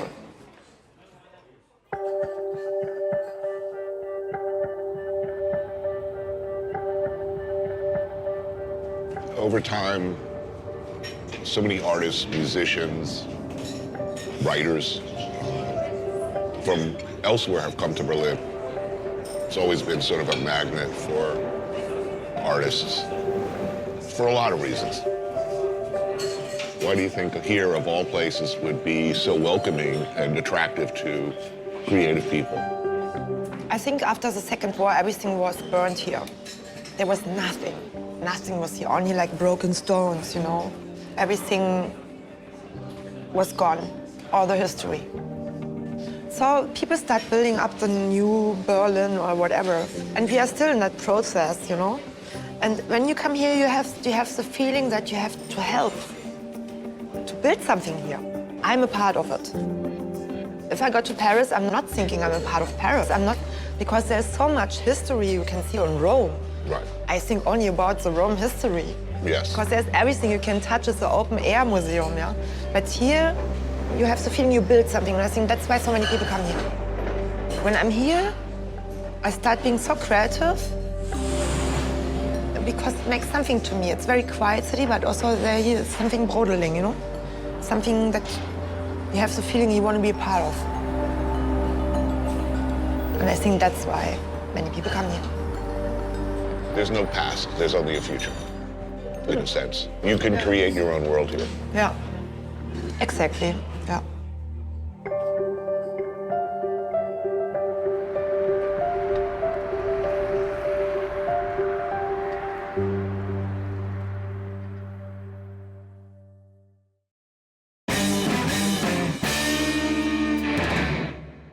You know, when I was a teenager, the real punk rockers were a couple years out of us.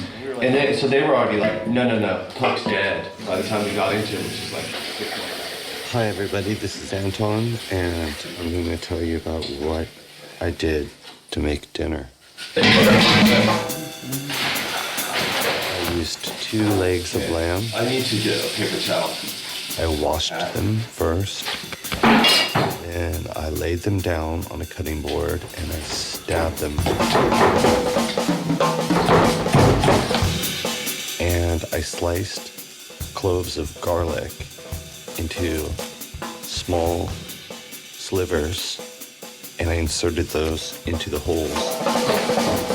Then I rubbed the lamb with olive oil and covered it in sea salt and black pepper. And then these are those. I sliced potatoes and parsnips and carrots and a little bit of onions and laid a bed inside a glass Pyrex dish. And I stacked those in the oven, got them very hot for a second, and then I turned it all the way down to about 125, and I let it go. Anton Newcomb is a legend. A true believer, the man behind the ever-changing entity known as the Brian Jonestown Massacre, which was always basically him. Seen by many as perhaps the greatest and most promising musical force since Bob Dylan, he avoided mainstream success with a notorious combination of self-sabotage and sheer determination to do his own thing, his own way, completely independent of an industry he loathed.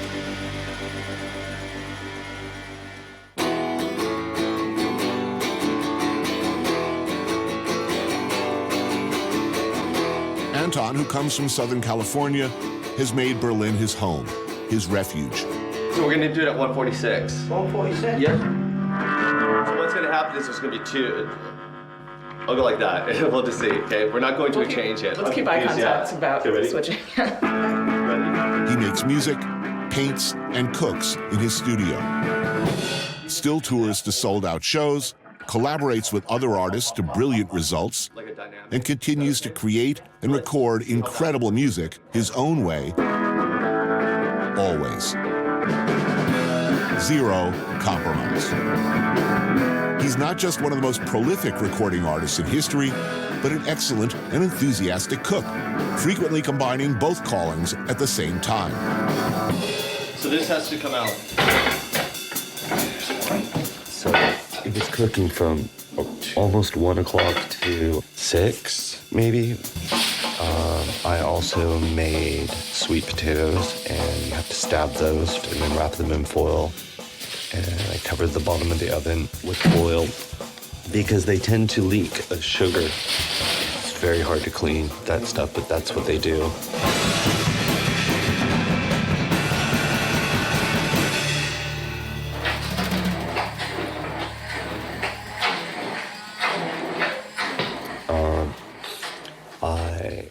Mashed potatoes, very simple.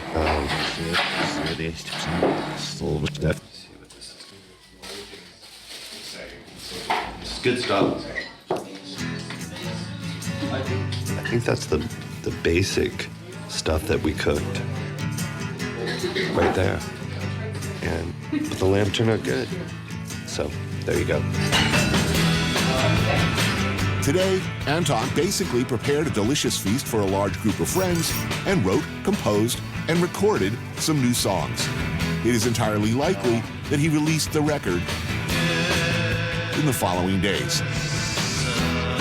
For a guy with a reputation for being, well, let's say, difficult, by the way, he was, with us, always lovely.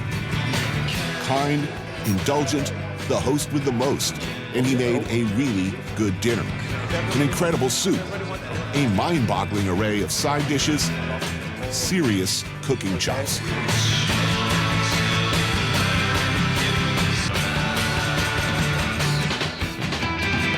You've been adored. You've been the hot band that everybody wanted. You've had all the things that a lot of people coming up, you know, yearn for.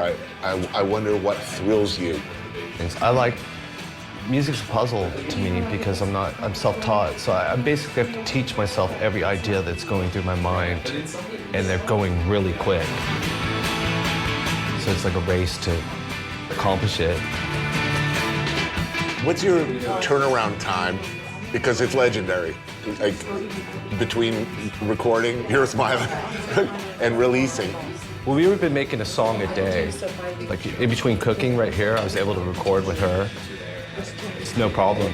And I constantly want to challenge myself. And right now I want my music to have a certain amount of energy because I'm 50 and I want to prove to people that it's irrelevant how old you are. I just enjoy playing music. It's why I'm 50 years old and playing music. You know what I mean? It's like I would just want to remind people that they could just do what they want to do, and I'm gonna go ahead and do what I want to do. But meanwhile, I would love to. The one thing that I could accomplish in my life was just to remind people that it's a possibility that they could do what they want to do if they want to do it. Do you make? Did I hear you make schnapps? Ollie's got it going on. He's good. They have their own. This bottle right here.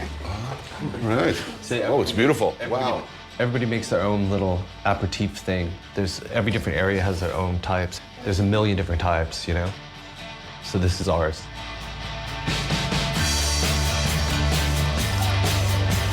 Thank you. Wolf, are you gonna do one? Don't put a hair on your chest, son. Look everybody in the eye and you gotta go, look, you gotta go, skull. It says skull. Okay, yeah, you got it. You guys say Prost, okay? Something with no vowels. You ready? Ready? Here we go. Ready? Here we go. Prost, say it.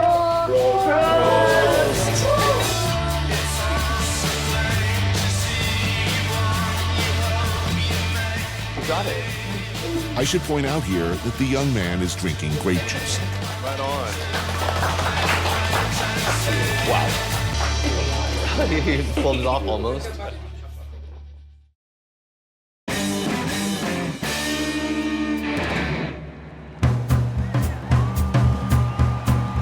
People talk nostalgically about Paris in the 20s, the flapper era in the States. But there was really no place like Berlin in that time.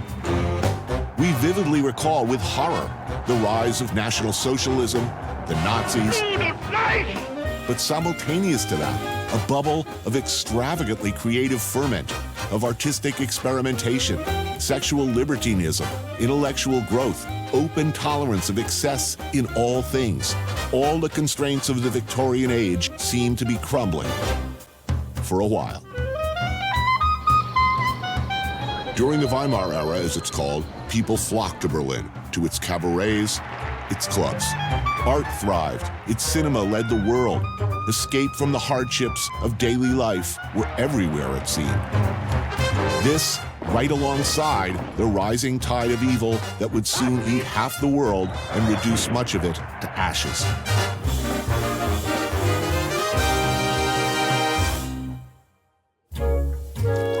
Do you see any parallels between Germany in the 20s and where we are today? Yes, like when you read Isherwood or other people from other countries coming to Germany, they say, oh, everything is so cheap and affordable and you can get anything, anything you want. I think here it's just go for it. And people still come here just to disappear into the nightlife and live their fantasies. And again, it was exactly like that in the 20s. It's the same, but just different. Brendan Nash is a historian who gives walking tours highlighting the Weimar era's more famous expats. Elsa Edelstahl is a promoter of 20s-themed events throughout the city. La Pustra has been called Cabaret's darkest muse.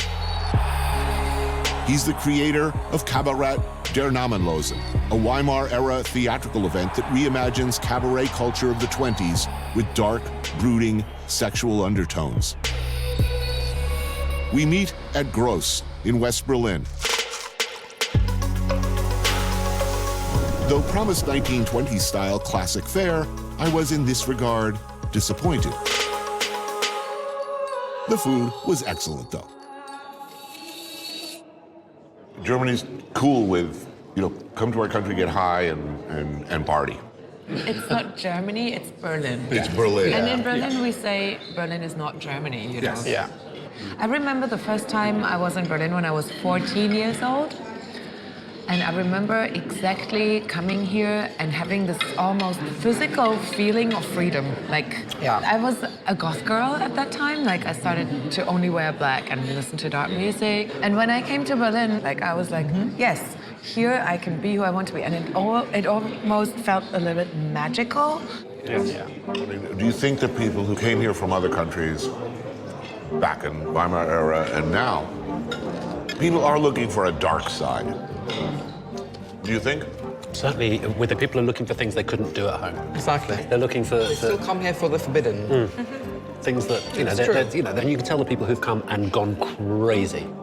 It's captured people's imagination, so people come here in search of that divine decadence. Yeah. And it is here. It definitely is.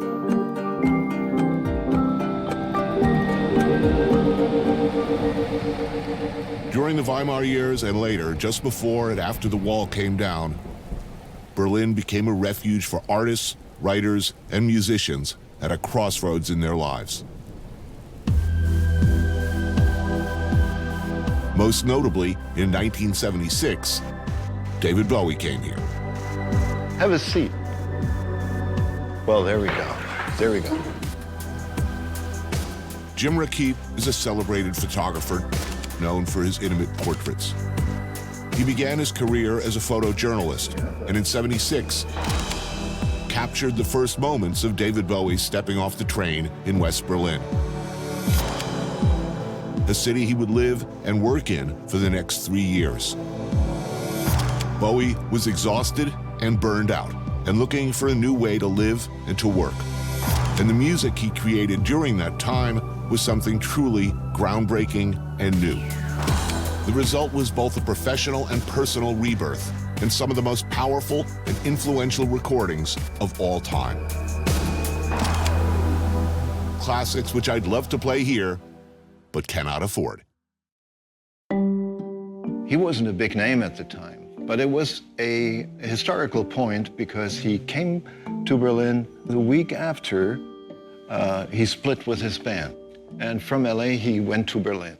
He had to regenerate from... Well, LA had been really bad. I mean, apparently existing only on cartons of milk and cocaine, I think, not much else. Yeah.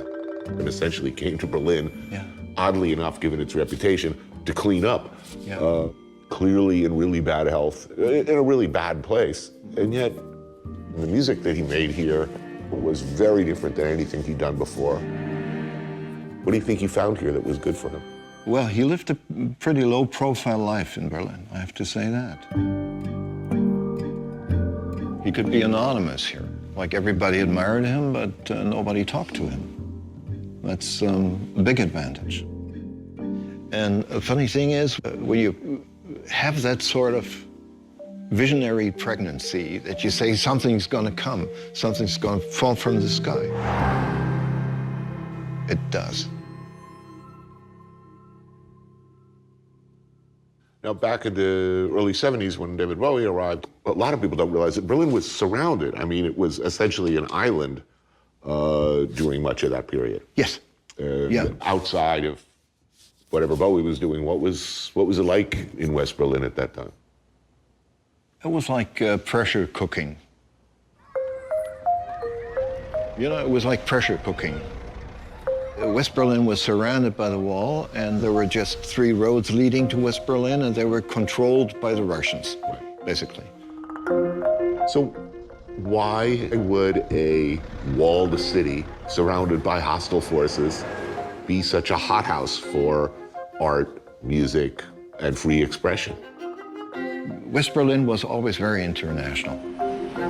We had like people were flying in from all walks of life. Artists from all genres were here. And we were surrounded by East. The wall was a solid resistance. And you need a strong enemy to build a strong muscle. And people who were living here had to improvise a lot. I mean, it's what is seen by many as a golden period. The Weimar era was, in fact, a hotbed of music and culture and art in between two really awful events. Yes. Followed by the wartime years, followed by a long period. I mean, post-war, Berlin was in ruins. When were the good times? I have a very complex answer to that, and that is the best times are now. We have all the freedoms we want, you know. I think the best times are now.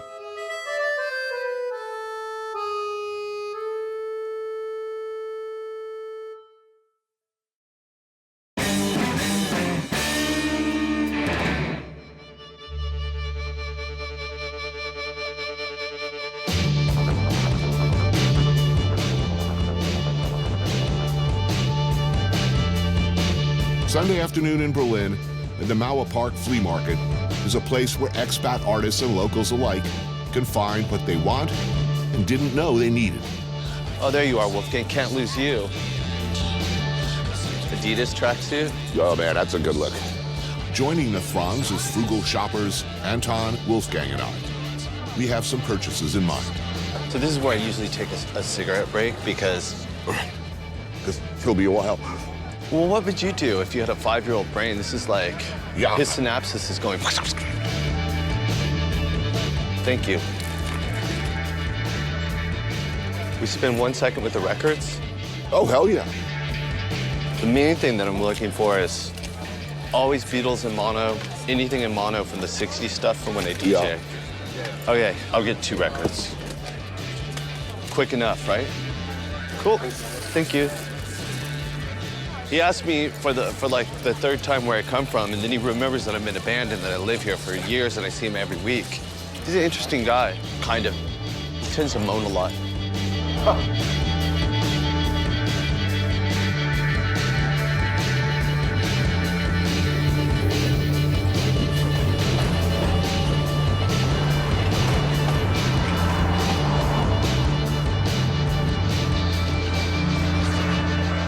You know what you're ordering for dinner? I think German food.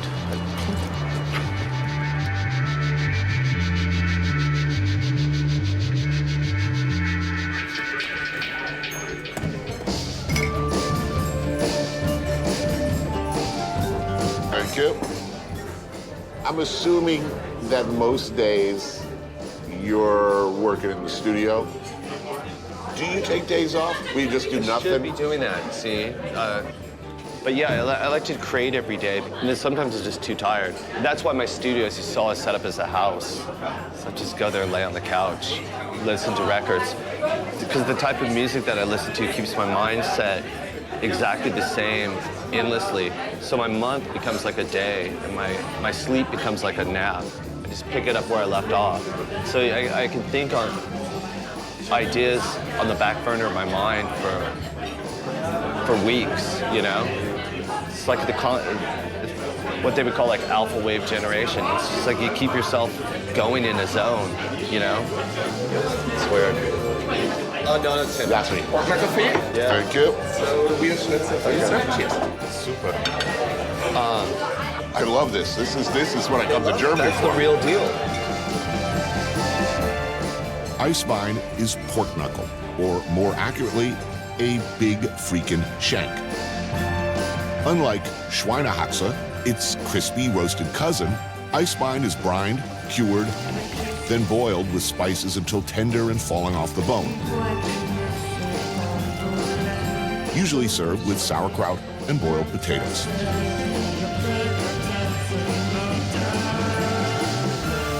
Schnitzel, pounded, breaded, and deep fried, and served with brown potatoes and green mushrooms. What do people like here? I mean, or do you even know? Well, you know, it goes from cheesy pop to garage. People love techno. It's known for techno and real ethnic sing-along, get drunk songs. Do you play locally? Do you play here a lot? No. No. You live and work here and record here, but you don't. I'm not interested in it too much. Because I have nothing to prove. I mean, I've been playing since I was 11 years old. Do you think you have any responsibility as a musician other than to make the best art you can? Well, I have self-set goals. I believe it's the duty of older people to hold the torch just so somebody gets it, and then even older people can look behind them and go, oh, somebody else got it, they're following down the road. So that means like an older rider can go, okay, all isn't lost. It didn't end in the 60s. Here's this younger guy who's 50. See? But it's my responsibility to hold that torch for other people that are younger than me down the road. And even for the squares, to leave just this tangled mess of your art and ideas and let people figure it out. Don't spell it out. Right. You know? But I love it up here. I think it's okay. Because people stay out of my hair and you can be invisible. Well, that must be nice. Crazy, right? This is actually really good. No human could eat all of this.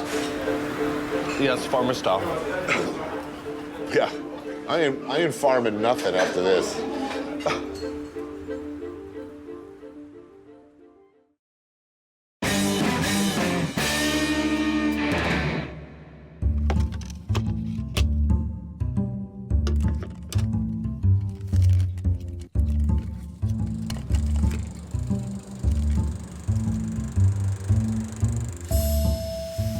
The ubiquitous and deeply loved signature street foods of Berlin are currywurst and Döner. And what better place to enjoy such delicious treats than in front of a classic of German cinema? In this case, Fritz Lang's silent masterpiece, Metropolis, an artifact of the Weimar era that's still politically relevant. It's seen as a cornerstone of cinema and the mother of sci-fi movies. Billy Wagner has invited me to a midnight showing at the booze and food-friendly Lichtblickino movie house in Prenzlauer Berg. He's the co-owner and sommelier at the Michelin-starred restaurant Nobelhart and Schmitzing in Kreuzberg. The question of the day being what German wines pair best with a utilitarian treat like currywurst, fried pork sausage smothered in ketchup and a dusting of curry powder. Now, how did this become a beloved dish? I have no idea. It's a lot of flavor. It's spicy, it's fat, it's salt, it's roasted. Then you have fries with it. It's. Oh, I understand why people eat it. Yeah. Alcohol. Junk food. Yeah. Yes. But at the end, it's a very cheap thing. You know, you get 2 sausage with fries, with a beer. When you pay much, €10. Oh, so like a quick worker's lunch. Yes. Yeah. So what wine would you suggest with this? We should try a glass of champagne. There's a place in Berlin where they serve currywurst with champagne. Really? Yeah. Champagne always works, obviously. Well, like this. It's a good match. Super. Cool place where you can come and see movies like this. The film premiered in Berlin in 1927, presenting troubling issues of its time. And it turns out, ours. Corporate greed, political corruption, social inequality, and in the figure of Bridget Helms' Maria, the dangerous yet powerful role of the individual activist in an oppressive culture. Her eyes, she's a little cross-eyed. Yeah, but that's sexy, you know? Yeah. Now, here we go. Classic German food. Huge. Yeah. It's you eat one, you know? I'm not finishing this, man. Oh my God. It's ginormous. Kebab was introduced to Berlin by Turkish immigrants, and Döner kebab is the German iteration. You know, at the end, it's something which is in every culture. You have something grain outside, bread, and then it's stuffed with something. You have meat in it, you have salad with it, you have spicy sauce with a lot of chili, And you're gonna find it in all kind of different versions. We should maybe try the red, see what it does. Sure. This is also classic drunk food. I mean, it's greasy, it's messy, it's wet, it's crispy, it's got it all. And it's very easy to be done vegetarian? Well, I need the meat. I mean, that big loaf that they put together, I mean, I don't know how they make it or extend it or whatever the hell it is. I don't really care what's in it. It's meat. I don't want grass-fed Colorado or Australian lamb on my doner kebab. I want this. You know, especially again, you know, if I'm drunk late at night watching Metropolis.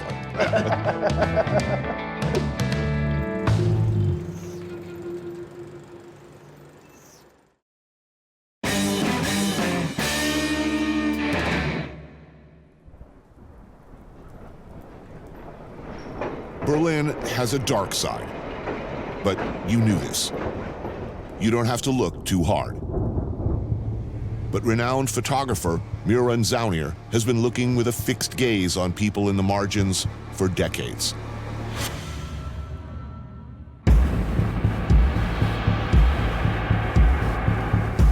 For over 40 years, he's worked diligently to capture the world's darker shades, its most marginalized people, the outsiders, the transgressive, the forgotten, the desperate and depraved, always in a non-judgmental, unblinking way. These are some of the shots we can put on TV. Many we can't. I urge you to find them. Shot with a lot of hustlers, dope addicts, prostitutes. How did you approach your subjects? Right up, right in picture, or do you establish relationships? Well, it always depended on the situation. Some were not aware of me. Others were exhibitionists. I had fights, but most of the time I didn't have any problems because there were situations I knew, okay, now I better retreat or I get my ass kicked. I had a very good sense of how far you can go.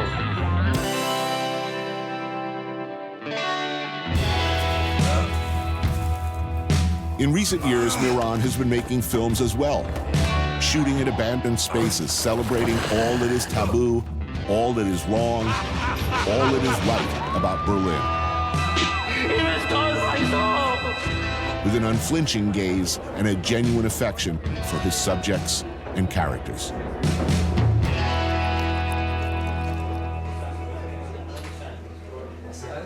Berlin has a reputation as a place that you can come and be anything you want, behave pretty much as you want. Nobody's going to hassle with you. Is that true, do you think, and why? Endemic art is still possible. This is really important. You can create here independently, affording your little space, and do what the fuck you want to do. Of all the capitals in Europe, it's still the cheapest, the more affordable. Maybe you don't get anywhere, and maybe you don't make much money, but you can create freely. Right. No artist in New York City, Paris, or London can do this. Well, you said that you can't even rent the space. No, I mean, it's you unthinkable. can only if you really established artists, you can live in these places. So you can come to Berlin and you can have maybe a little show in some basement or cellar, and at least it's a start and it's an interaction, and this is good. And this is really good about Berlin. It was always good about Berlin.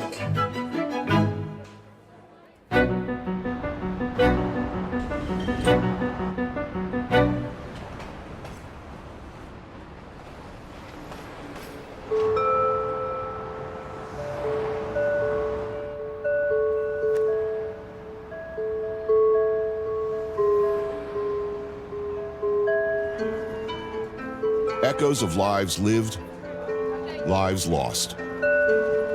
No other city has been repeatedly so powerful, then fallen so low. Few other cities have been so shaped by individual imaginations, either brilliantly creative or unspeakably evil. Start again, look back at the past, never forget it. Like an Irish playwright said, you must go on, I can't go on, I'll go on.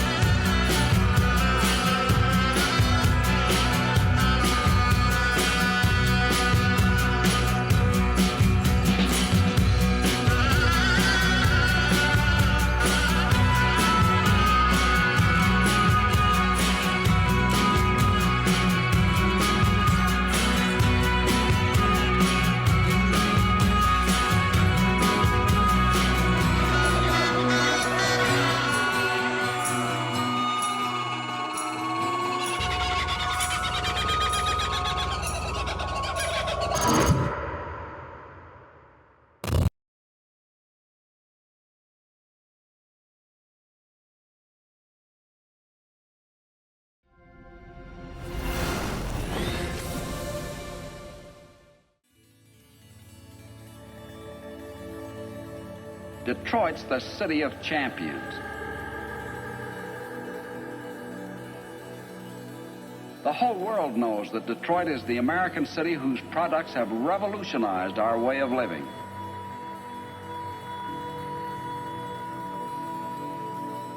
And only in Michigan will you find the men and women whose talent made us the arsenal of democracy in wartime and the economic pace setter in peacetime.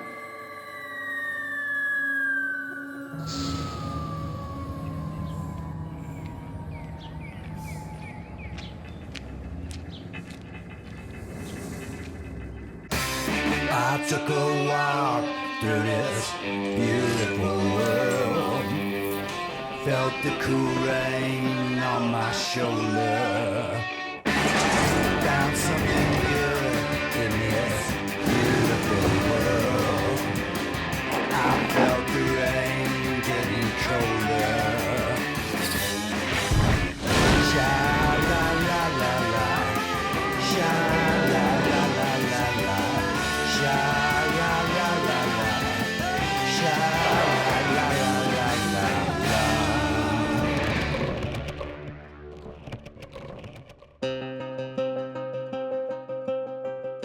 It's where nearly everything American and great came from.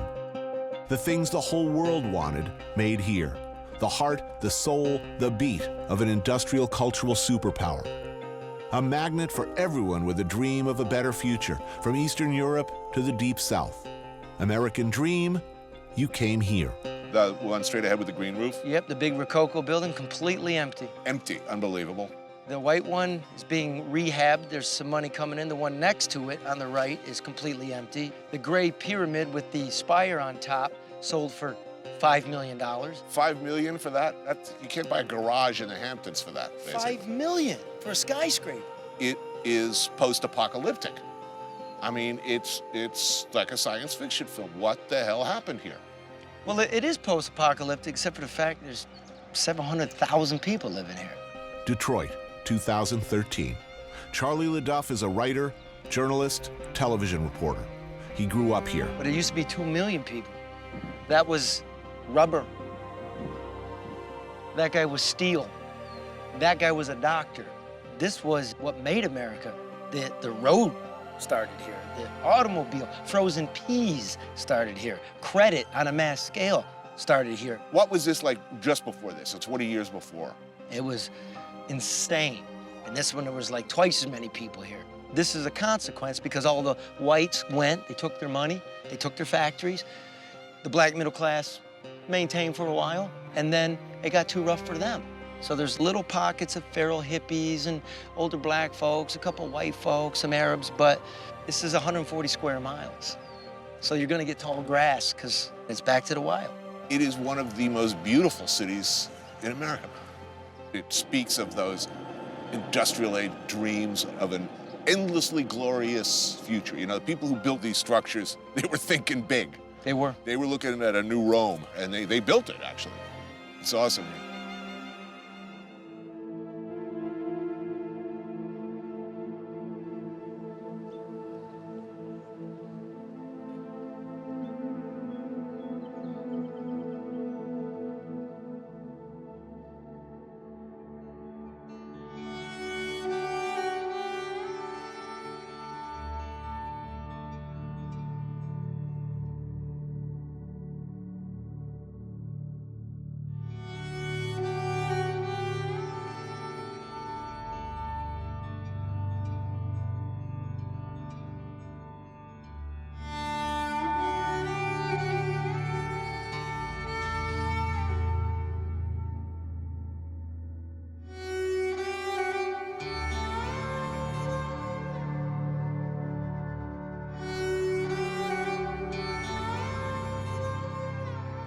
Maybe the worms started to turn here, the Packard automotive plant.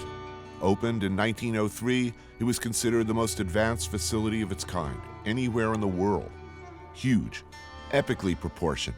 I mean 3.5 million square feet. Now, one man lives here. Al Hill. My name's Alan Hill. Welcome to my home. This room right here is the forge room. It was a former Packard motor car company. I started living here about 7 years ago. At that time, I was semi-apprehensive about the place and the going-ons around here, but it turned out it's about as peaceful as the North Woods. And not having a credit card or a mortgage payment or a car payment is a real blessing. There's a few nails here, so yeah. What's happened here in Detroit is unfortunate, but you know, it's a sign of the times. We find out that not only does it take a village to raise an individual, it takes an entire world to support one city. You know, one city's suffering or one community's suffering, the entire world should pitch in and help elevate it instead of sit there and stare at it. People have lost faith in a lot of things. Part of it has to do with the faith they had in Detroit. It was once industrial-minded the entire world. It's enormous. Yeah, it is. It's about a mile long, maybe a quarter mile wide. You got a pretty good view from up here. Yeah. How many people worked here at its peak? Well, during the war, there was like 33,000 people working here. They went out of business in '56. You know, they brought Studebaker in as a partner, and Studebaker pulled them down. This has been abandoned since the 50s? Well, actually, what happened in 1956, they rented out to various entrepreneurs. There's a shoe warehouse, there's trucking companies, guys restoring cars. So how long has it been like this, though? Most of this damage happened within 5 years. Within the last 5 years? Yeah. Wow. China had this Olympia effort, and scrap metal went to a high price, so people come in here scrapping. They took the windows out, they just destroyed everything. The place is pretty much open to anybody who wants to come in here. Sure. A lot of urban explorers, and yeah. People shooting music videos, taking pictures. Oftentimes you see a wedding party come here, and you know they use this as a backdrop for the wedding, and take pictures, videos of the wedding. Wow. You want to take pictures here. The place, like so much of Detroit, invites it. Urban exploring, as they call it, sifting through the remains of Detroit's great American ongoing tragedy, photographing them, posing in front of them, is something of an irresistible impulse. Detroiters hate it. All the visitors like us, I should point out, wallowing in ruin porn.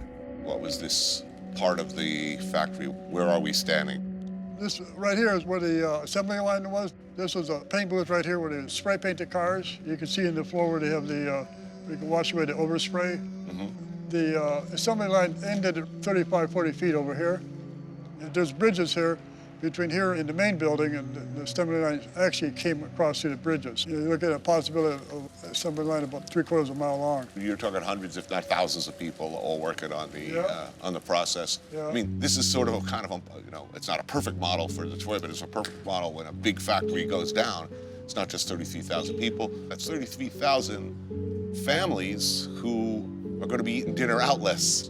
Yeah, you got a point there on that.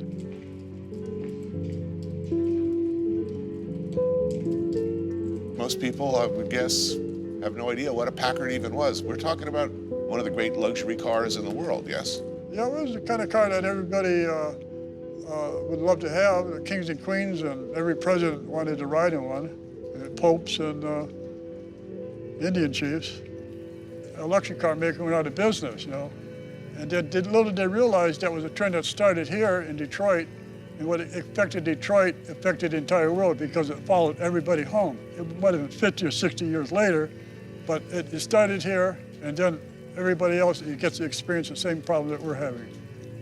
In another 20 years, this place probably won't be here, and people won't even have any idea what went on over here.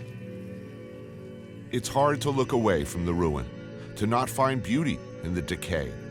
Comparisons to Angkor Wat, Machu Picchu, ancient Rome are inevitable.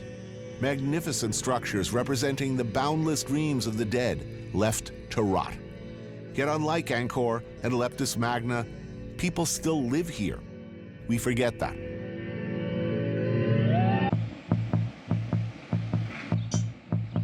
You tell people you're going to Detroit and chances are somebody from the home team is going to say, be sure to get a Coney. I never really understood that. I mean, I'm like 30 minutes from a place called Coney Island where presumably they know something about freaking hot dogs, right? Maybe the early Greeks or Macedonians who first experienced that golden land by the shore then took what they saw with them to Florida, Michigan, and beyond. Maybe they knew something. They've been doing Coneys at Dooley's for over 90 years. That's almost as long as the hot dog's been around. And I can't tell you how deep this creation runs here. Deep dish in Chicago, cheesesteak in Philadelphia, you'll find some ambivalence. Not here. How are you, sir? Good. Now, if I were from Detroit, would I be eating this with my hands or with a fork? Probably with your hands. All right, I'll do my best. Logistical problems. That's delicious. This is the best of my only 3 Coney experiences. You're open 24 hours. Yes, sir, 24/7. I don't know whether I want to watch like seriously drunk people trying to eat this. Oh, yeah, we have a fun time. Is it a skill that you learn over time? Yeah, it takes practice. It's like kung fu, you know, you gotta just practice and practice. Exactly. Practice makes perfect. That was good. Yeah, I think I better have another one of these. Yeah, you should. Yeah, I'll be better at it the next time around. 1 Coney up everything. It seems like a simple thing. Hot dog, chili, raw onion, mustard, steamed bun. But the delicate interplay between these ingredients, when done right, is symphonic.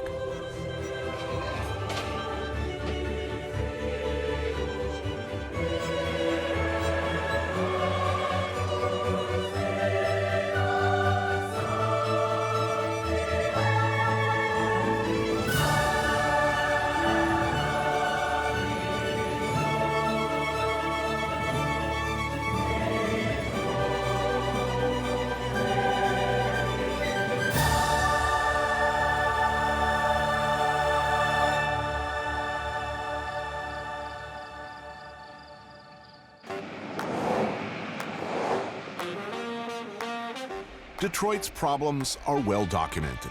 A lot of attention has been paid to a history of spectacular mismanagement and corruption. Detroit is hardly alone in this. Koch-era New York, we forget too soon, was a cesspit of mob-influenced corruption. Chicago, Boston, machine politics, they wrote the book. But Detroit differs in that its scandals seem so comically lurid, so surrealistically squalid. The last mayor, Kwame Kilpatrick, is currently serving time in the jug for some of his less hilariously bent behaviors. Through all of it, one man seems to have known what's going on. Adolph Mongo, political strategist, oracle, survivor. He's seen it all. I know what I'm having, but I'd love a beer. Miller High Life. Man, this ain't this kind of place, man. I thought you drank, man. You drinking beer? What are you drinking? I'm drinking vodka. I'll have what I'll fold under pressure. Okay. Then I'll think about a burger down the way. You having something to eat? I'm eating. All right, I'll hold back. I will stick with this. I'll get you your drink and then you can decide. Thank you.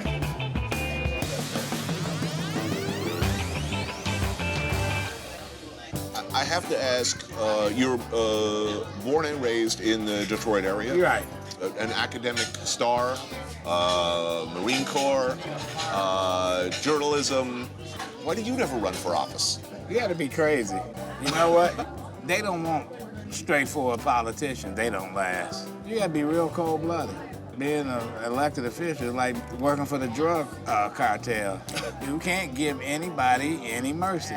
Well, it seems that whatever might be in your heart and however pure you might be, when you finally arrive in office, somebody brings you a big dossier, opens it up and says, Mr. President or Mr. Mayor or Mr. Governor, this is the real situation. Yeah. At which point it's an oh shit, time to start making some serious accommodations. Yes.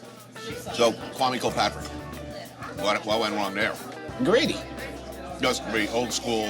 Greedy. He was greedy. I didn't support him in the beginning. And I was one of his biggest critics. But when he got in trouble, who he called? He called me. Call you. I should listen to my wife. She said, hey, don't be messing with them. Are there good guys out there who could presumably not a lot of run for office, but will win? There's a lot of guys, yes, but they don't want to run. There's a lot of people. Why don't they out want to here. run? Because you got to take the bad that come along with it. You got to take the garbage.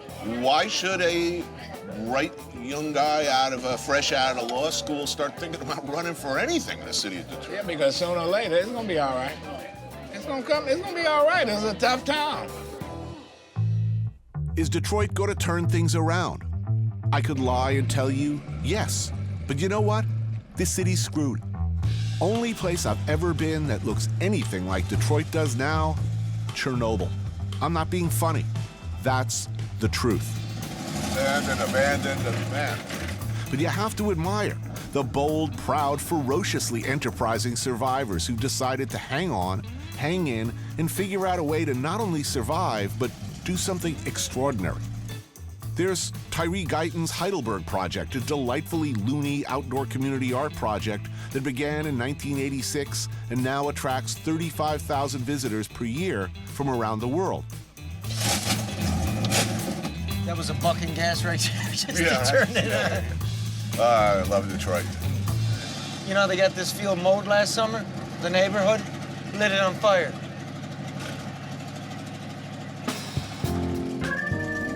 Another block and more decay. And a liquor store. For this neighborhood, the only store for miles. Just be right back.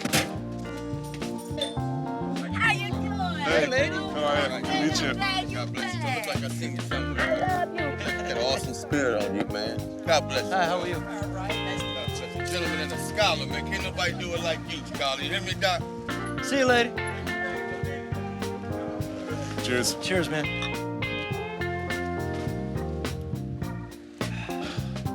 Yep. You want one? That's the benefit of a college education right there.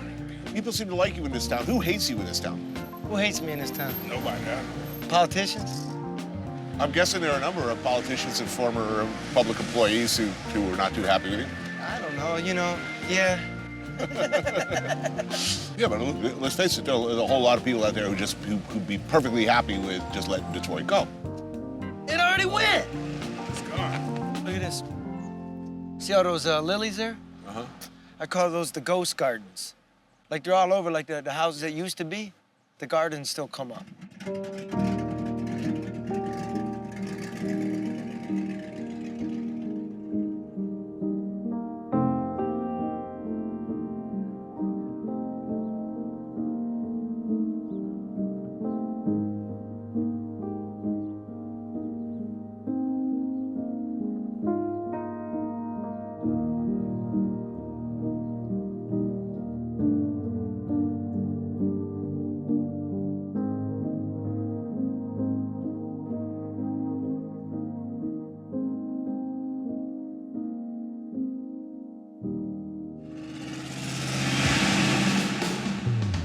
Off the main drag, Girl, you're wearing the hat and everything. a backyard. Thanks for coming. I never had such a good time. A well-tended home surrounded by many neglected ones. An example of Detroit-style entrepreneurship. Greedy Greg's, a do-it-yourself barbecue joint started by these two. Rochelle, and Greg. Tommy, I'm Greedy Greg. On the menu, absolutely delicious, straight from the grill ribs and rib tips. But the really good stuff is inside. Superb smoked pork-loaded collards and mac and cheese. Thank you so much. This is perfect.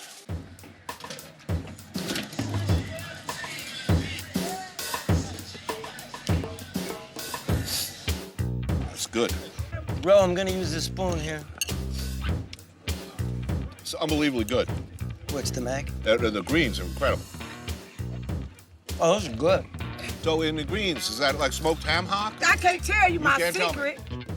Well, I'll tell you, those are some of the best greens I ever had, no doubt about And it. this dude's been everywhere. Come on, Yes. man. I've been all over the South, and I've had a lot of greens, and those are they're not just delicious, they're luxurious. Big hunks of you won't tell me what in there, right? Can't tell you my secret. Will this kind of entrepreneurship lead Detroit out of its sinkhole? Probably not. I can't believe there's like not a line of cars around the corner. That was good. But it's no longer about winning, is it? It's about surviving.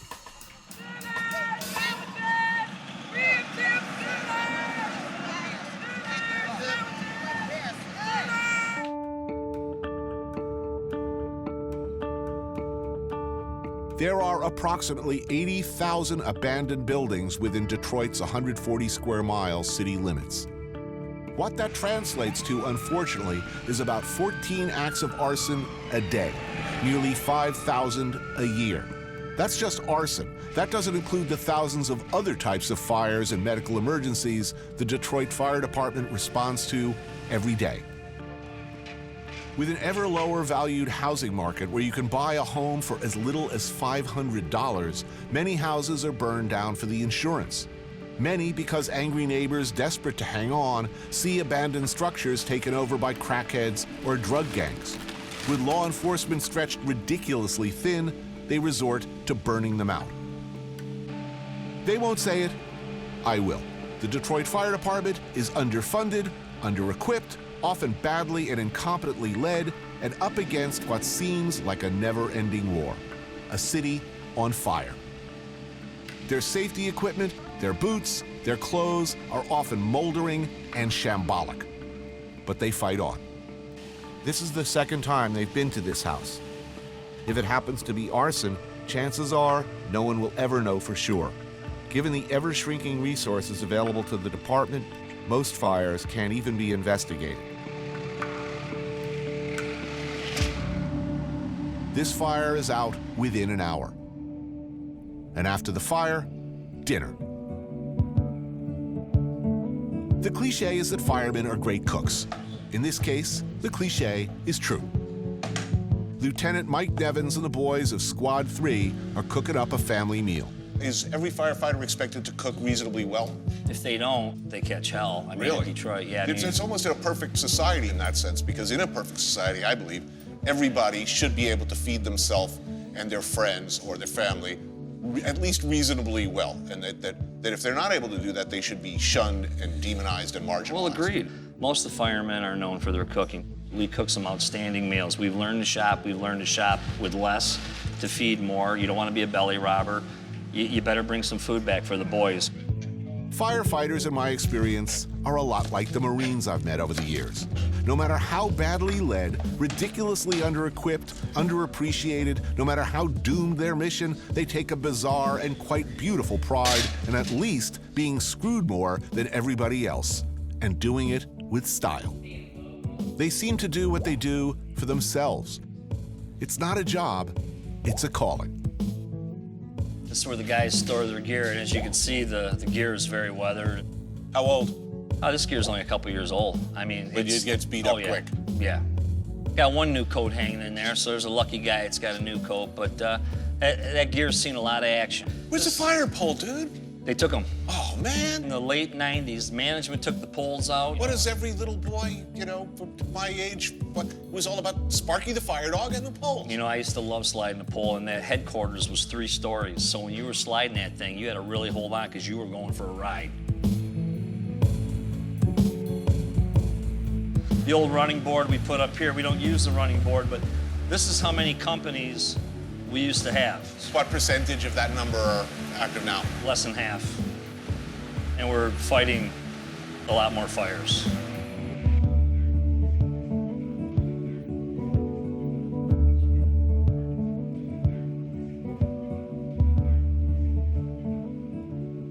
You know, I gotta say, the kitchen's looking pretty good. It's one of the best kitchens in the city. Tonight's meal is being cooked by Paul.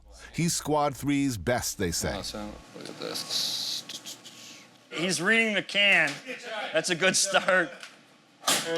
Tonight's menu: crab cakes with a mix of actual crab and this stuff, sea leg. Maybe you know it from such beloved menu items as California roll. Hey, firefighters can't afford 100% jumbo lump crab meat, okay? Do you know what this stuff is, by the way? It's fish, isn't it? Pollock. Pollock, right? Yeah. Ground It's up. a miracle fish. You can actually make beef out of this, too. Or beef-like substance, yeah. It should be pointed out that every meal is paid for by the crew on duty. They pool their money and shop as a unit. What's the firehouse favorite by consensus? Oh, steaks, man. Steaks. If I were the regular cook here, the full firehouse would be in totally open rebellion. Why? First of all, I'd be making stews, because it's cheap. And I think they're delicious. Plus, I'd be trying out like tripe and guts on you guys. I don't know how that would go. That would not go. You'd be eating like Italian peasants every day if I was the cook here. That pretty much. You'd have like a big bowl of stew with a big hunk of bread, and that would be about it. I'd be pocketing the difference. Yeah. Lamb chops seared in the pan, then finished over the grill. Then Caesar salad with chicken. Ever find out like how are the other firefighters eating around the city? You'll know, like at a fire, you'll say, what are you guys having for chow? You ever get tempted to just kind of like with the other guys and say, oh yeah, we had like foie gras with truffles and all the time. You know, Madeira gelée the other day. I'm gonna be puking lobster in a minute, yeah. Yeah, lobster again. You know, I keep telling the guys no more lobster. I just can't take it. We are free to eat. Yes.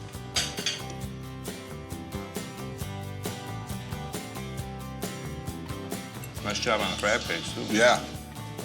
Full of meat. Very tasty, Paul. So if it's not good, you're not diplomatic about it. No, not at all. No. You tell them nice try. A lot of cooks, they look at that kitchen, there's a lot of room, and there's always a lot of spices. Our staples are always loaded. You can pretty much make anything in there. It's a good place to be a cook. Nice job there, Paulie. Yes, well done, sir. Generally speaking, you eat fast because you never know. In all likelihood, you are not going to get to finish that meal.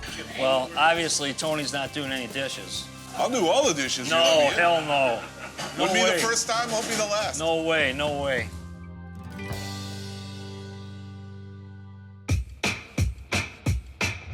At this point, you may be asking, what about all the cool stuff I hear about Detroit? That's what you're thinking. The vibrant, new, do-it-yourself culture of urban renaissance. Young entrepreneurs, artists transforming the city, one block at a time. Where's that? Well, that is happening. Young, idealistic, true-believing, hard-working, creative people are indeed doing their best to bring light and hope and beauty to this greatest of cities. You gotta start with the deeply felt and absolute belief that Detroit is indeed a great city and that it is worth saving. As utterly screwed as Detroit may be, you have to be a twisted, unpatriotic freak to not believe that. Behold the future, Charlie Lidoff. What, like cooking in a back alley? Yes. All right. Chef Craig Lightfield has done what many would call a very unwise thing. After working at Gotham Grill and Jean-Georges in Manhattan, instead of staying where the money inarguably was, he returned to Detroit. He's been working to get a brick-and-mortar establishment going by first doing regular pop-ups here at Guns & Butter, tucked into the back room of an art gallery under an overpass in downtown Detroit. And you have like a really weird attitude towards food in general. Yeah. What's that? Well, you know, you got liquor, you got cigarettes, you got coffee. For all of those things. We're gonna eat well. Charlie Lidoff may have a Pulitzer Prize, but his appreciation of fine food and dining is, shall we say... Is that cheese? Lacking. Simply put, he's a Philistine. Warm egg yolk with a generous helping of smelt roe on top? Egg with eggs? Yes, please. The Duff scarfs his like he's at Ruby Tuesdays. You know, you got all these kids flooding into Detroit. Which is good. Right? How's that going to play out? Will there be political leadership in place to manage that fairly? It'll be fine. Everybody likes a nice, thing in an eggshell with caviar on top. Everybody. It's just all about keeping cool. No, it won't be fine, dude. It will not be fine if there's not political leadership. It will not. Well, sometimes political leadership grows up out of what's happening, and we don't have any political leadership, and this is happening. Are you an optimist, Charlie? I'm an optimist. You're an optimist. I'm here in this garage with you. Chilled summer soup with melon and a tomato lemon verbena broth. So we have summer soup, all the melons from the market. The coriander blossoms we actually picked from a farm right in Detroit. Beautiful, thank you. Thank you. It's good, isn't it? I would describe that, may I, chef? Is a light, airy gazpacho. Oh, delicious. I wouldn't even go that far. The Duff sees an opportunity to make a melon gimlet. A little gin in it. What are you, gin in your soup? Well, the soup's delicious. Let me try it. Let me try it as a drink. You're on, dude. You know, when I was chef and you poured gin in my soup, I would have stabbed you in the neck with a fork. I'm dying somewhere inside. You're like the worst case scenario customer. The customer, hell. Next up, smoked mussels that are lightly steamed in white wine, aromatics, and butter. Served in a lobster broth with fried onions, honey, and yuzu. Quite delicious. Baby Greek salad with beets, tomato, and feta, all sourced locally. A tribute to the Greek diners where Craig grew up eating with his family. This guy could be running a 300-seat restaurant in Vegas, and here he is in Detroit. Well, guess what? That's a heroic thing. The headaches are less. You appreciate it here. No, this would be considered a foolhardy venture in the chef world. Guess what? We like good food too. We're not space aliens. People they often say, thank you.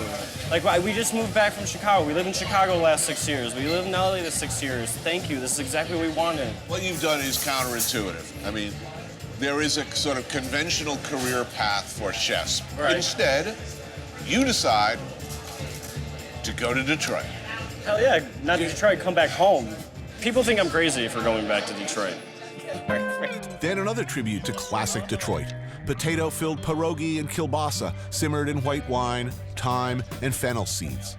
Finished with beurre fondue and burnt butter pine nuts. Followed by locally sourced lamb, cooked perfectly. Topped with sour cherries, mulberries, toasted pistachios, coriander, and yogurt sauce.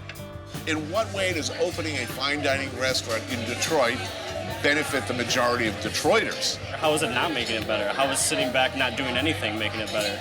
How is it only buying my products from Detroit or farmers in Detroit not helping Detroit? I'm supplying from Detroit.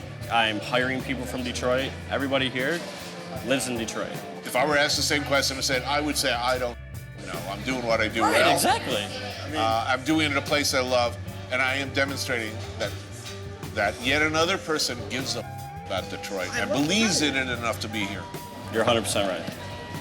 I never really thought about it until you asked that question. It's like, to me, it's just obvious. What will the Detroit of the future look like? Whatever you may think it should look like, it will probably taste like this.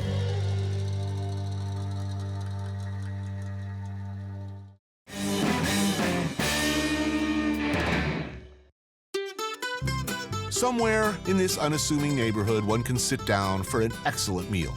But you won't find this place on Yelp, and unfortunately, I cannot tell you where it is exactly. Why not, you ask? It's not exactly a restaurant, you see, which means it's not, strictly speaking, legal.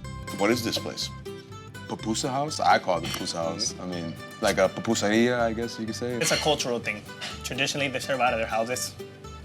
And it's just something that people bring over and they come. So this is about as traditional as it gets right here. It's just like home. Yep. This is what's called a pupusa house, literally a house. This one serving home-cooked Salvadoran meals. Once a living room, now the main dining area.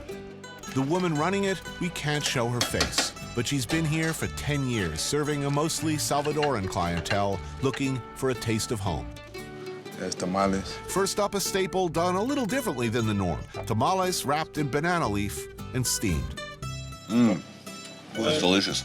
Next, the dish of the house, pupusas. Tortillas stuffed with ground pork or chicharrón. You can get pupusas in Nicaragua, in Guatemala, but for some reason, Salvadorian pupusas get the most respect. General consensus seems to be they're the best. How come? I mean, I would agree. George Azar is our Detroit fixer. He's been coming here with his friend Joe for years. This is what makes it right here. Boom. Is this curtido. Curtido. Curtido, it's just a pickled slaw. Salsa. And I'll do this, but I don't know if you're up to this one. What are you saying? I don't know if you can hang, man. Is it a manly thing? I mean, it's turning into it seems like. Right now.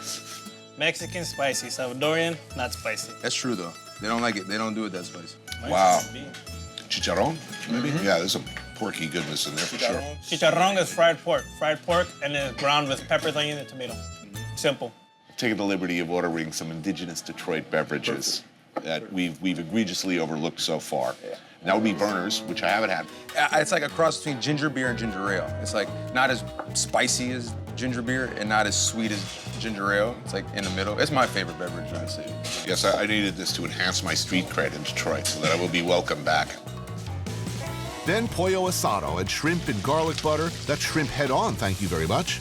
This is where it's at. Exactly. God lives in there.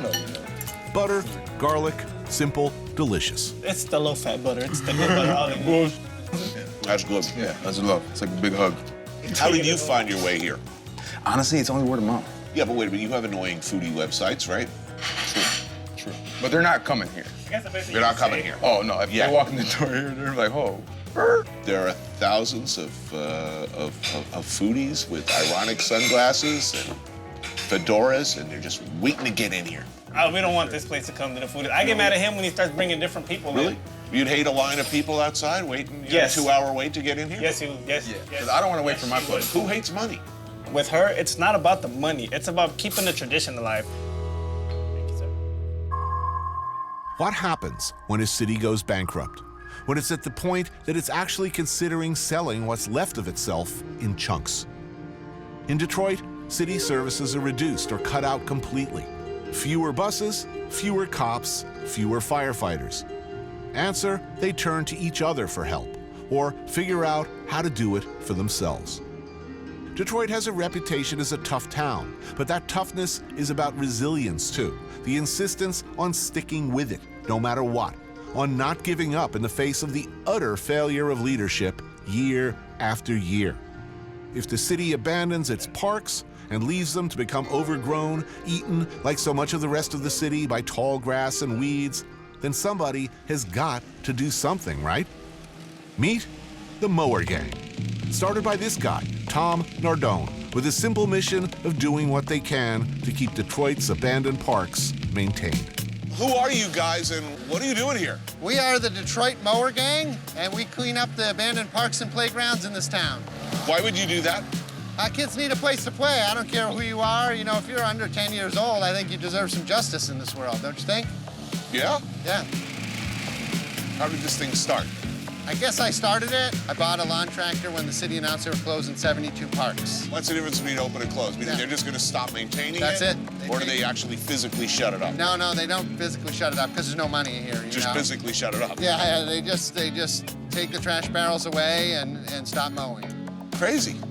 It's a strange place, Detroit. When we're done here, it will not look like a nice park. But still a playable park. Yeah, and a visible park, so if you had kids, you could see what they're doing in this park. It's safer. All right, well, let's cut some grass. Yeah, come on, you'll like it. It's fun.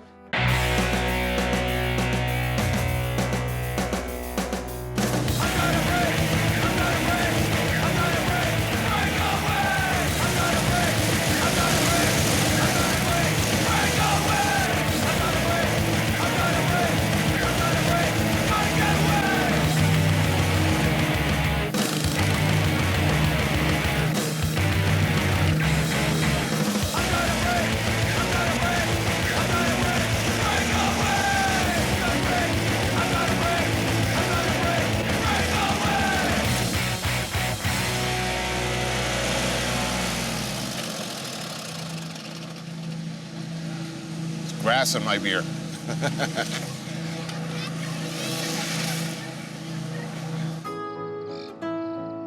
In Detroit, approximately 40 square miles have been reverted to basically unused green space. In many cities, so-called urban farming may be looked upon by cynics like me as an affectation. Here in Detroit, it's not. With nature taking back the landscape block by block, the urban farm is really the last line of defense. D-Town sits on the western border of Detroit. Where are we? We're in the largest park in the city, which is called Rouge Park.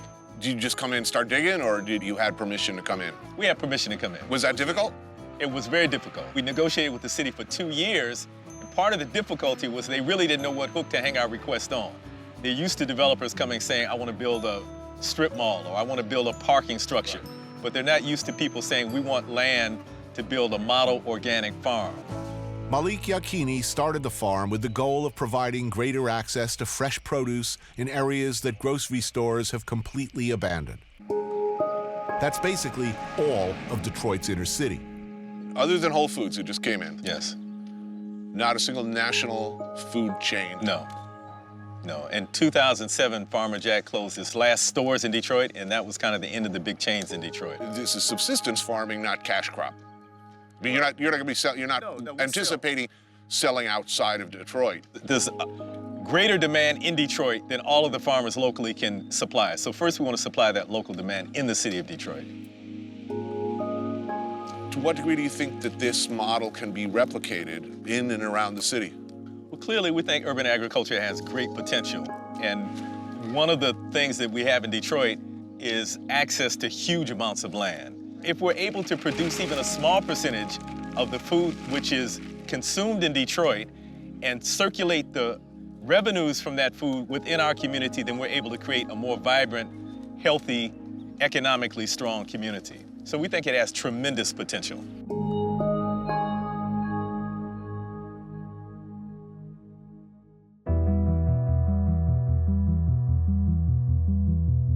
Who will live in the Detroit of the future? There's no question, is there, that Detroit will come back? In one form or another, a city this magnificent, this storied, this American will not ever disappear into the weeds. There are too few places this beautiful for it to be allowed to crumble like Angkor or Rome.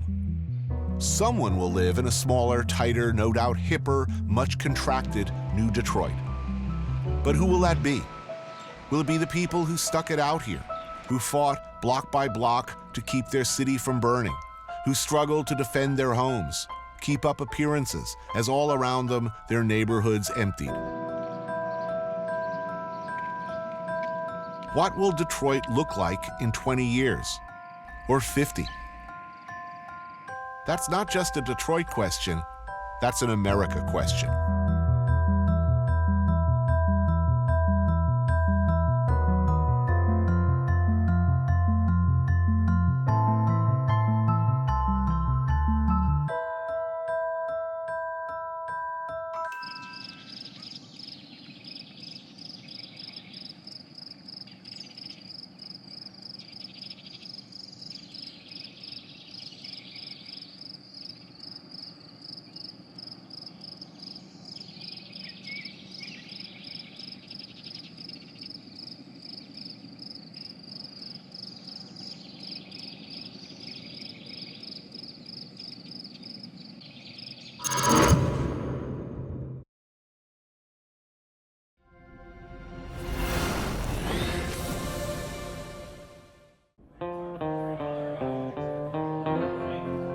One of our roles here has always been to take away excess money from people who don't know what to do with it, who can't think of a better idea about how to spend their money. In the old days, the mechanism for doing that was to throw it on a table. Put that into the context of throwing away a bottle of 7-Up at a club, that's only just slightly more honest about it. If you're talking crass commercialism, in the very best sense of the word, this is it. Is it the cultural center of the country? We may not want to think it is, but is it? What is the rest of the country? I don't know, but it's that place where they all leave and come here. I took a walk through this beautiful world. Felt the cool rain on my shoulder. Found something good in this beautiful world. I felt the rain getting colder. Sha la la la la, sha la la la la la, sha la la la la, sha la la la la la.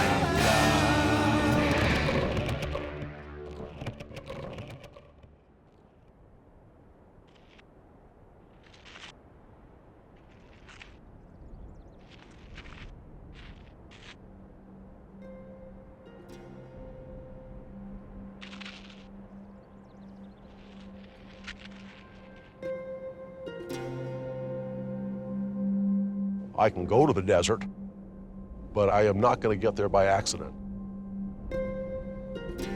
But that's part of the whole experience of the desert is that, you know, it ain't friendly, it ain't nice, it ain't good, you know? You're out here, you know, a half a mile. It doesn't matter if you're a half a mile out or you're 20 miles out. There's no reason to walk a mile further.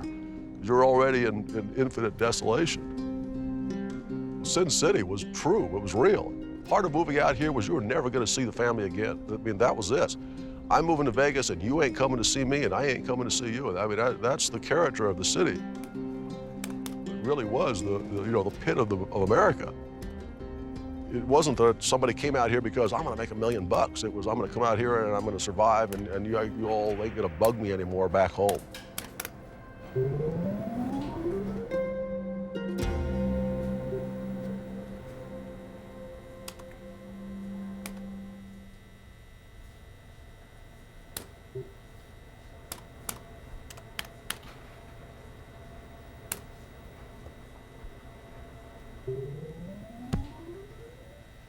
In Vegas, there's winners and losers. And God knows, I've been both.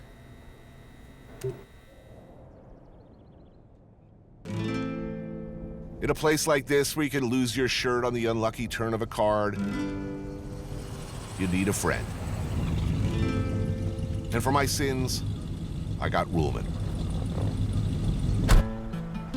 Currently evading prosecution in just about every jurisdiction from his hometown Cleveland to Grand Forks, wanted for bail jumping, usury, misuse of livestock, assault, grand theft auto. Also the respected author of such food-related classics as the French Laundry Cookbook and Soul of a Chef. He washed up in Vegas at just the right time. Vegas was always the most unlikely of dreams, the longest of long shots in the middle of the desert. A real but imaginary space that keeps expanding, creeping ever larger across the wasteland. Back in the 40s, the 50s, it was a small town. 100,000 became 300,000, became 500,000, then 1 million, then 2. But it doesn't matter if it was 5 years ago or 50. The town has always ended like this. An abrupt cut and the desert rats on the horizon. But there are comfortable, dark places too, where a man can have a drink, meet like-minded sophisticados of the open West. Places like this.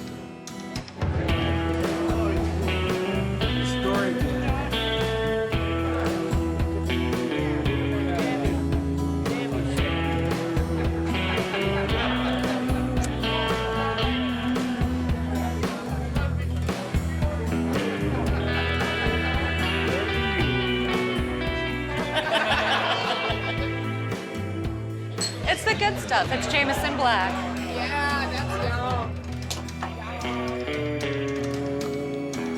You can do 30 of those.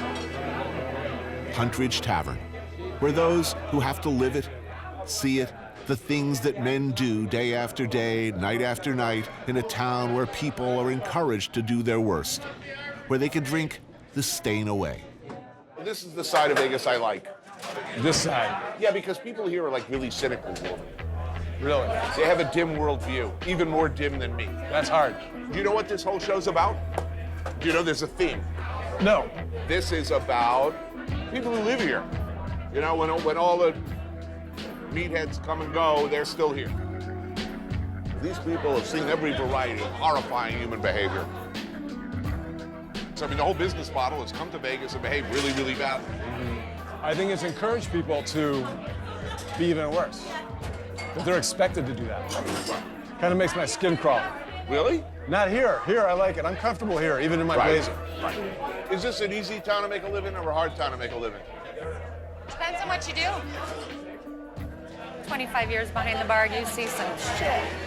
If you were born and bred here. I am. She's third generation. Third generation. Are you an optimist or a pessimist? Do you think that basically the human race are good people? I'd say roughly half of them. Half are going. Half are going. There are probably more knuckleheads per square foot in the Vegas Strip than anywhere in America. Yeah, but anywhere in I'm America. not hanging with those people, man. There will be a few high-end meals during our adventure here. We will be sampling the other side, but there's a price. There's always a price with you.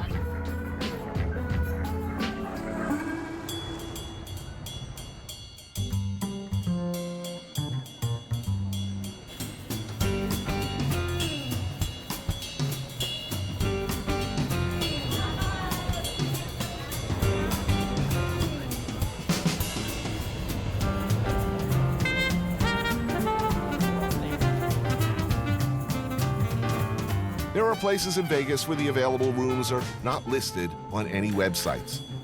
Places reserved for the whales, the high rollers, the 10 million a night gamblers who arrive by private plane.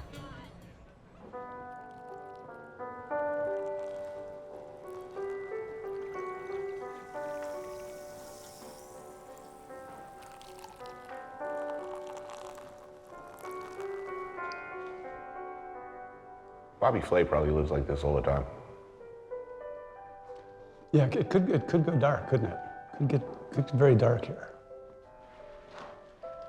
I honestly never thought it would have come to this. Well, it was dunking fries 14 years ago, so.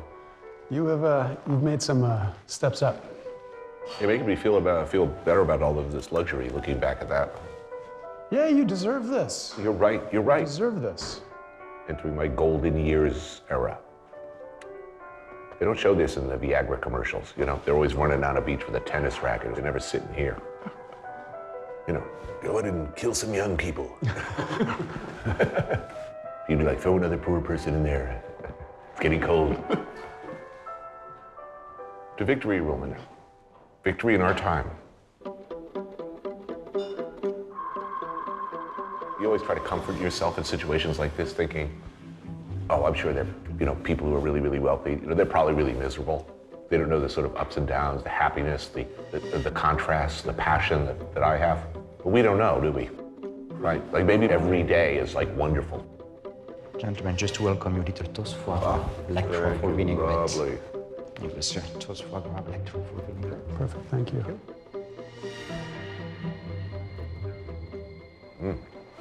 Delicious. Perfect, perfect.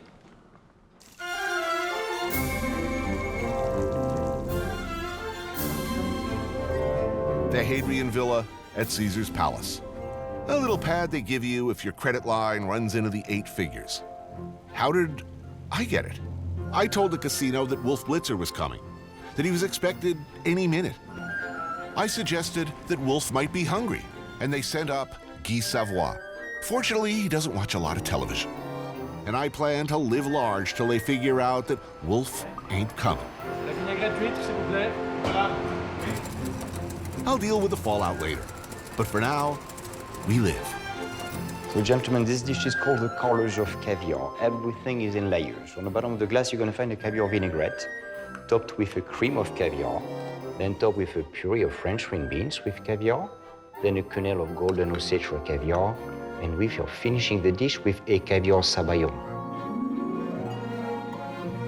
Ah, beautiful. Look at that. It's rare that I say it's too beautiful to eat. I was just thinking now. Oh, speaking of fantastically luxurious. So, monsieur, this is the specialty of Mr. Savoy, the artichoke soup with fresh black truffle and shavings of aged Parmesan cheese. Oh, man. That's truffle. So, monsieur, this is the marmite. It's a combination of pheasant, wild crab, and duck, seared foie gras, cabbage, and wild mushrooms. Please enjoy. Wow, look at this. Oh, that is beautiful. You feel guilty eating this well? I do. You do? I do. I'm feeling guilty now, but it will pass. I'll follow you then.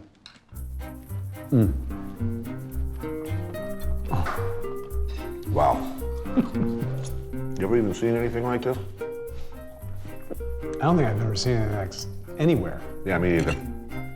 And the thing is, you can see the main pool from the window here. You can see the hoi polloi. I was thinking about inviting them all out to our crib. Don't you dare do that. For a party. No. Hey, don't they deserve a good time? I don't know. Maybe not. Not gonna happen. We're getting back to guilt. Do you feel enlightened and inspired by this meal? What are you asking? What are you getting at here? You're trying to get at something. Trying to make myself feel better. I mean, I'm trying to prove that I'm down with the people, man. I'm still cool. This guilt keeps coming back. You keep bringing up the guilt. You're right. I feel guilty. Then don't do these shows. What are you doing here if you feel so guilty about it? I don't. I feel guilty about not feeling guilty. That's more to the point. Now you're Right. starting to be honest with yourself. Right.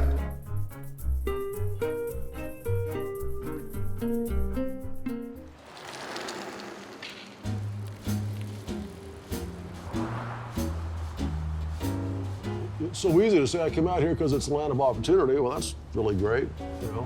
But if you're not here, why else are you here? There's the good old wreck your life, you know, scenario. That's always pretty popular. But if you change your mind about wrecking your life, now what do I do? There's a lot less self-reflection about why people are here than there is about most other places. What a lost opportunity that is.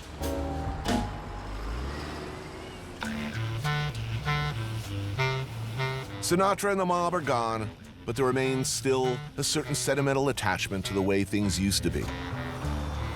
There were rules then, a way that things were done.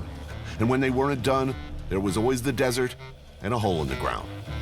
Also, there were lounges and rug joints and places where a man could get a proper plate of Italian-American meatballs and spaghettis. Thankfully, there still are such places. Places like this, the Bootlegger. It's a family operation. Mama Maria's family has been running it for 41 years. You got your veal parm, your fettuccine alfredo, your steaks and shrimps. Don't forget the iceberg wedge with the blue cheese, which, believe me, you want. Good evening, ladies and gentlemen. Welcome to the Bootlegger.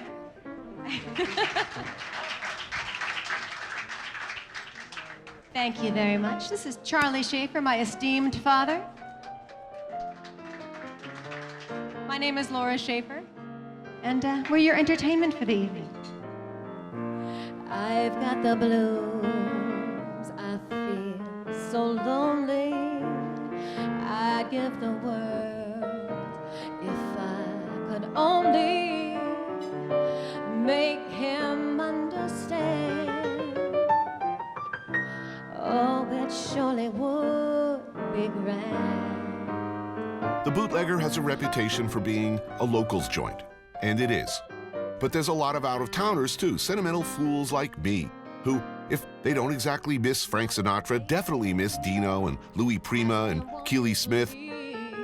When I was 19, I got my first show on the Strip, and it was a small casino, which is not there anymore now. It's been imploded for something newer, bigger, and better. Baby, won't you please come home? And what I do anyway, it's part jazz, part nostalgia. But I mean, obviously I do it with a heavy dose of nostalgia because I'm recreating the whole look, not just singing the old songs, which is what makes it fun for me. To call your name when you left left, you broke my heart. Pick one, Dean Martin or Frank Sinatra. You get to see one of them live in a small room like this. Frank Sinatra. Going with Dino. I like Dino as a person better because I've never heard anybody say anything bad about him. Whereas Sinatra, you'd have a hard time hearing something good. There does seem to be a soundtrack to Old Vegas. A soundtrack upon check-in? Right, yeah. Does that help? Who, me or Yeah, any does it help other you? entertainer? Well, an affection for the classics, an expectation that while I'm here, I should hear some standards. I don't know if there's a certain place that people stay who are sentimental about Las Vegas, because there are very few hotels left that were there in the old days. They've all been imploded. They've recreated ancient Rome, sort of, on the Amalfi Coast in Paris. You would think somebody would want to recreate Vegas. I'd go there. I'd work there. Yeah. Every hour, every day, you won't hear me say, oh, baby, won't you please come on home? Baby, won't you please come home?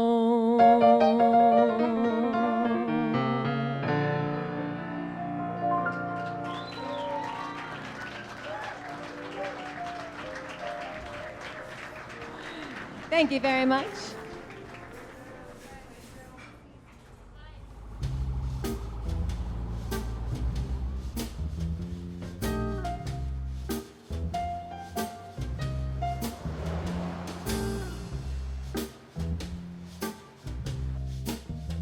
You know, you used to be able to go see Louis Prima 3 a.m., have breakfast, and then go out and watch an atomic bomb explode in the distance. I mean, Yeah. that's That the sounds like biggest a good time. I would like to live in. Was it better before? Is it better now? Well, Is you it know, different.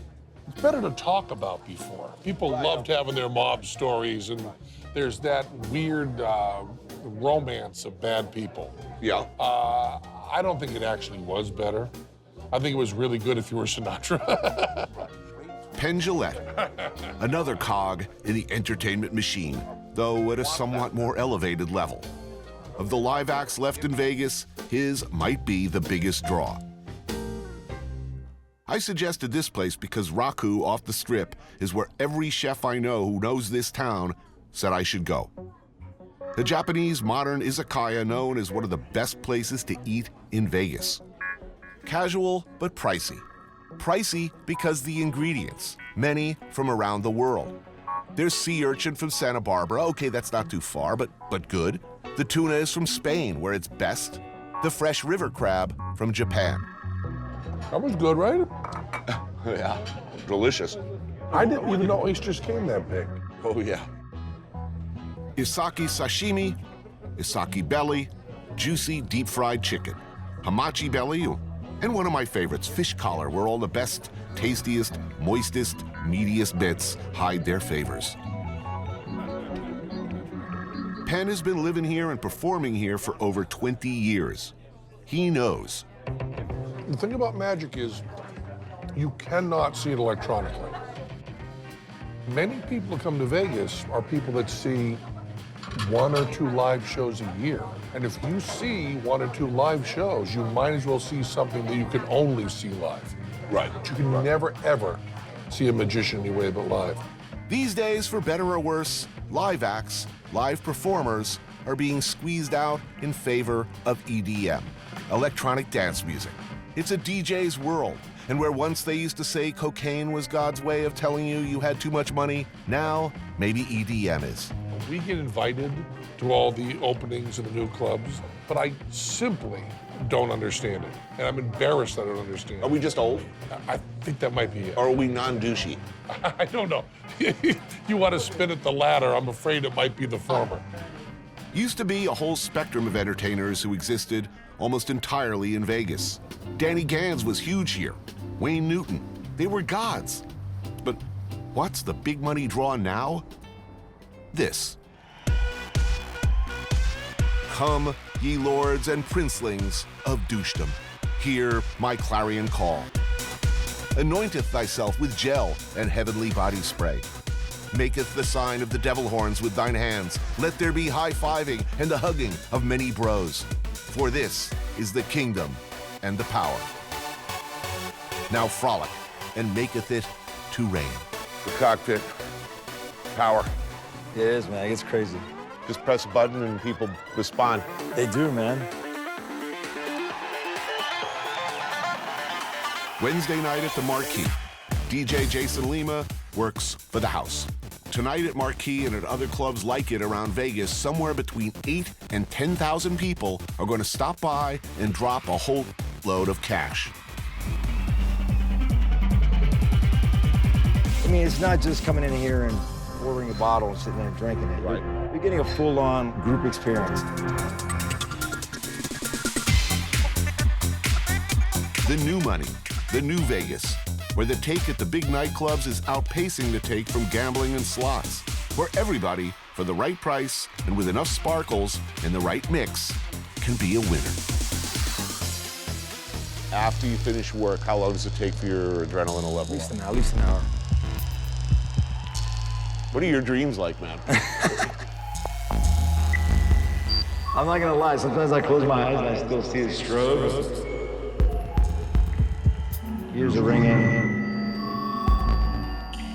I still got like flashes of strobe lights in the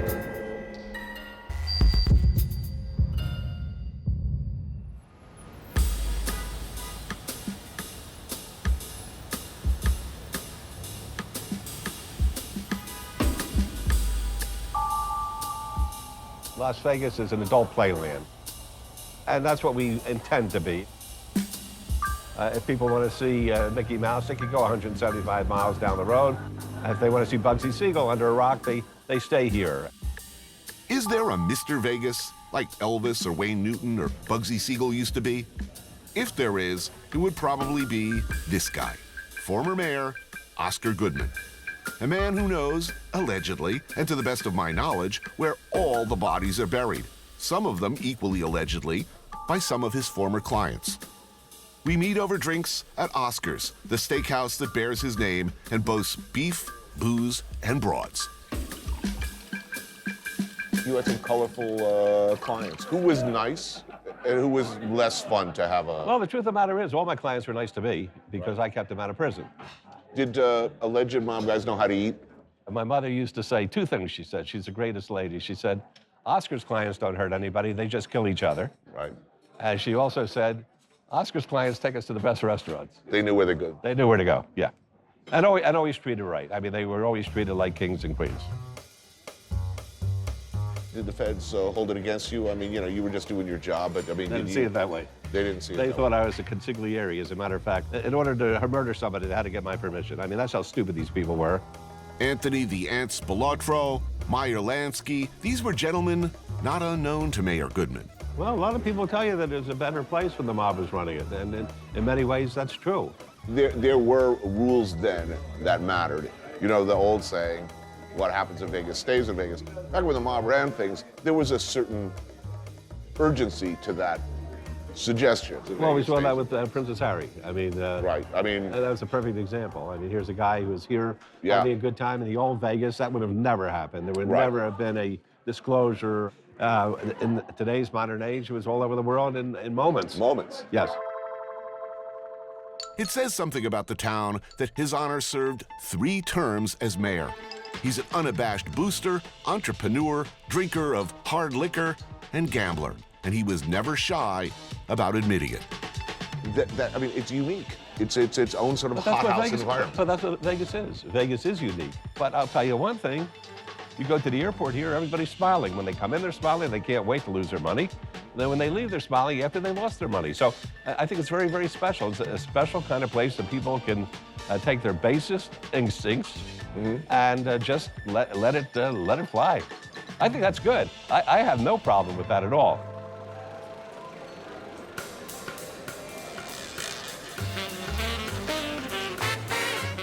When you come to Vegas, you see this. The lights and smoke and mirrors, the casino floors. But who manages the machine? Where do they come from? Beneath the floors, behind the walls, above the winking surveillance camera lenses, a whole other world, manned by thousands and thousands of waiters, maintenance people, repairmen, chefs, engineers, plumbers, and croupiers. 3 shifts a day, they slip in and out of the casinos almost unseen through their own entrances. But it's these people who've seen it all, seen everything, night after night.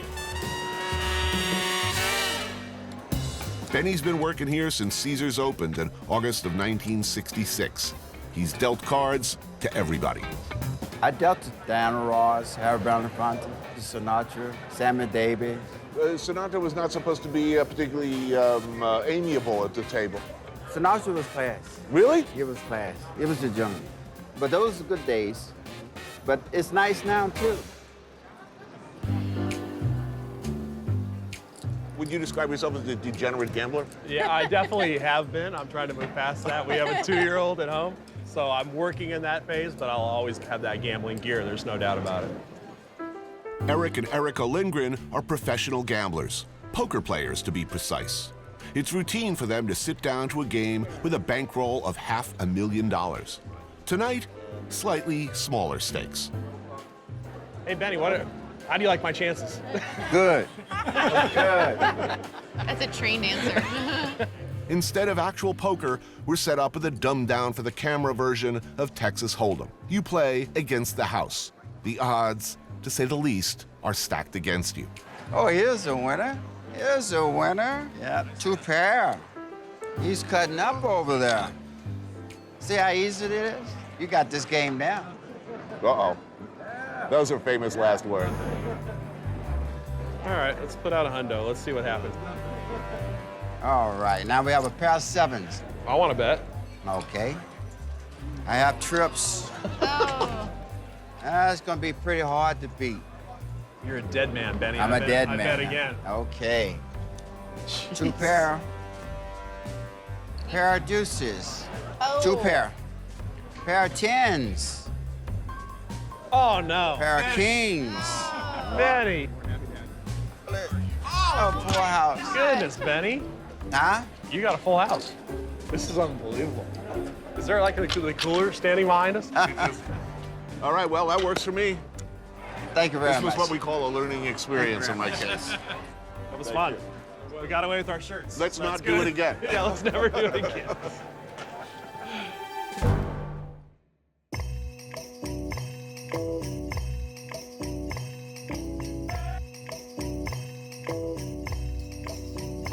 It's easy to find people that'll help you untangle a mess, but somebody's got to be the one to create the mess in the first place that calls for untangling.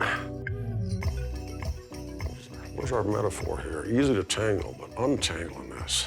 This is going to be so much fun. Anthony Bourdain is an artist and a born and bred Las Vegas native. After many adventures, and I'm guessing some misadventures as well, he chose to live here. To what degree am I complicit in the worst of our city by making art that glorifies the city? I don't profit directly from what those people do, but of course I do because I live in the city and that money rolls all around us. But how do we live with it? It's not why and where do the people come from who do the grotesque things people do here. It's how do we live here, complicit in it. And that's the big issue, is to be able to be self-reflective about the place, or you got to just go and stay high all the time because of the shame. I mean, you know, which is another popular way to deal with living here. Is Vegas a friendly town? Yeah, always friendly, because that's our job. But I mean, to itself, to you know, well, that's a great you're a question. local. No, I mean, no, not a bit. This town's never had any respect whatsoever for the people who just happen to live here. In the old days, we were co-conspirators in those days. We weren't citizens. The new authorities, the new power, is exactly as anonymous as the old power. No phone number, no access, not a chance. There has been for some years an art community in Vegas. You know, like art, that makes your life, all our lives, better and makes us think. Granted, Vegas is a town designed to make you not think, to separate you from your money in as pleasurable a way as possible. So pleasurable that even after you limp out of town, leaking from your ass with nothing in your pockets, you want to come back and do it again. Reflection, not so good. As a resident, what are the general rules of survival? Don't cry about being broke. I mean, if I'm broke, more than likely it's because I threw away my money, and too bad for me because I didn't get lucky. Don't cry about being broke, okay? I gave that away. What's another one? It's the smile. That is absolutely local characteristic. This is a service industry town. One of our roles here has always been to take away excess money from people who don't know what to do with it, and who can't think of a better idea about how to spend their money. We'll always take it. Well, is that worse than before, or? The wrong is there are people with that kind of income who could put it to so many thrilling uses and can think of nothing so crass and boring than to wave the money in the air and throw it away. How loathsome. But within us, within those of us who live here, is that challenge. And this has always been. Here we are.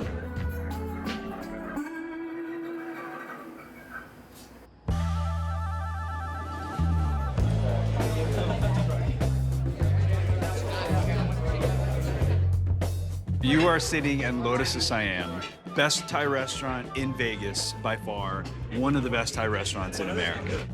Jet Tila has been here before. An LA guy, he came out here to do 4 years as executive chef at Encore, a Wynn casino on the Strip. He's a reigning authority on Thai food, but really everybody who loves Thai food knows about this place. What you should order here should only be Northern. If you go to the back of the menu, it says Northern Specialties. If you come here and eat chicken with cashew nuts and drunken noodles, someone should punch you in the face. Right. It's one of those restaurants. Saipen Chutama is the owner and chef. Now get this, and it's important. You don't do pad Thai here. You do what they are uniquely superb at, which is specifically the food of northern Thailand.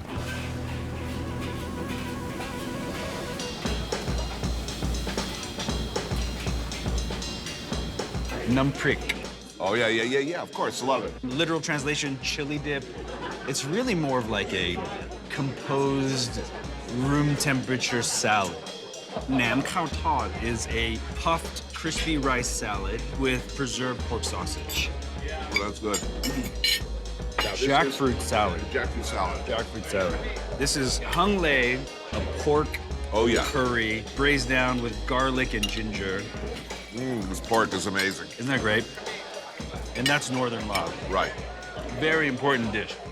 Whoa, that looks really pretty. This is cow soy. This is the food my grandma made. That's perfection, man. Oh. What I love about Vegas Asian food is on one street you got the best Szechuan food, the best Cantonese food, and you drive down the street and you get the best Thai food. It's a funky, awesome Asian How did that place. happen? Gambling. But I mean, well, they're high rollers who come into town and they need the good. A dude with a $2 to $10 million credit line at Wynn is going to go eat a $10 Chinese meal because it's the closest thing he has to home food. I'm gonna go eat Asian food, I'm gonna come back, I'm gonna drop $5 million more bucks, and then go home.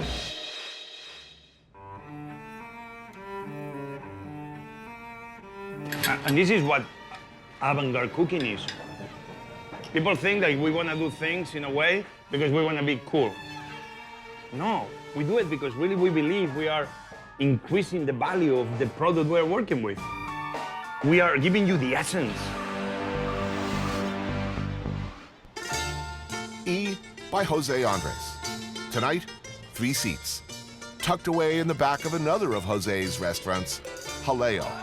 Behind the guys making paella over open flame in the center of a crowded dining room.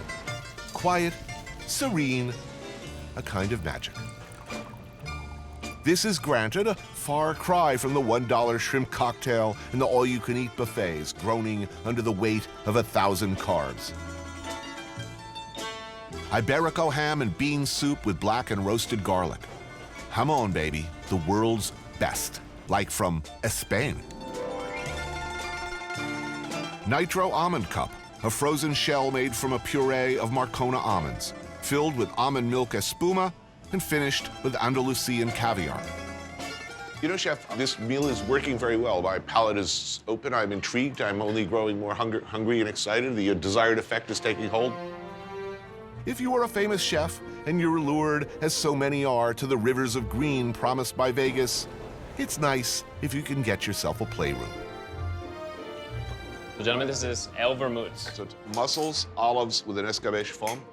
He doesn't use the word foam. I will say air. Air. Water.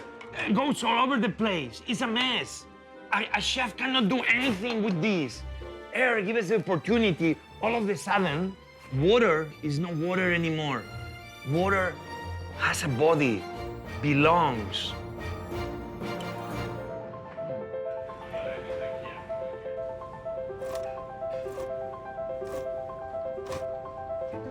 The truffle egg, a gelée of truffles formed into an egg shape with an actual yolk suspended in the center.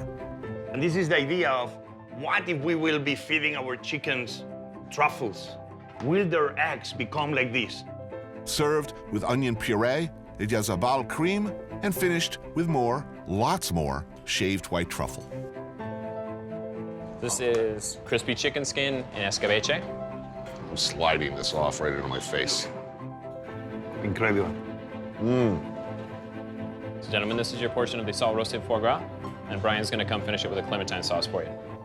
And light is key, light and flavorful. Gentlemen, this is your next course. Cocoches al pio pio. This is squid ink sauce? Yep. Awesome. This is Secreto Iberico de Bellota. Secreto, or the secret, it's the secret cut of the Iberian pig, yes. located underneath the front shoulder. This is an homage of the goodness of the sea meets the goodness of the earth. You know the work that goes into creating a menu like this? Hold on. That we put the work doesn't mean it's good. When a food critic, they come and they say, the chef was not there. And I look at the food critic saying, this is almost like a lack of respect. Who do you think these people are? Where do you think they come from? What do you think their careers are? Every one of those amazing thousands of chefs, sous chefs that we have across the world, they are as good, if not better, than the guys that have the big name on top with neon letter.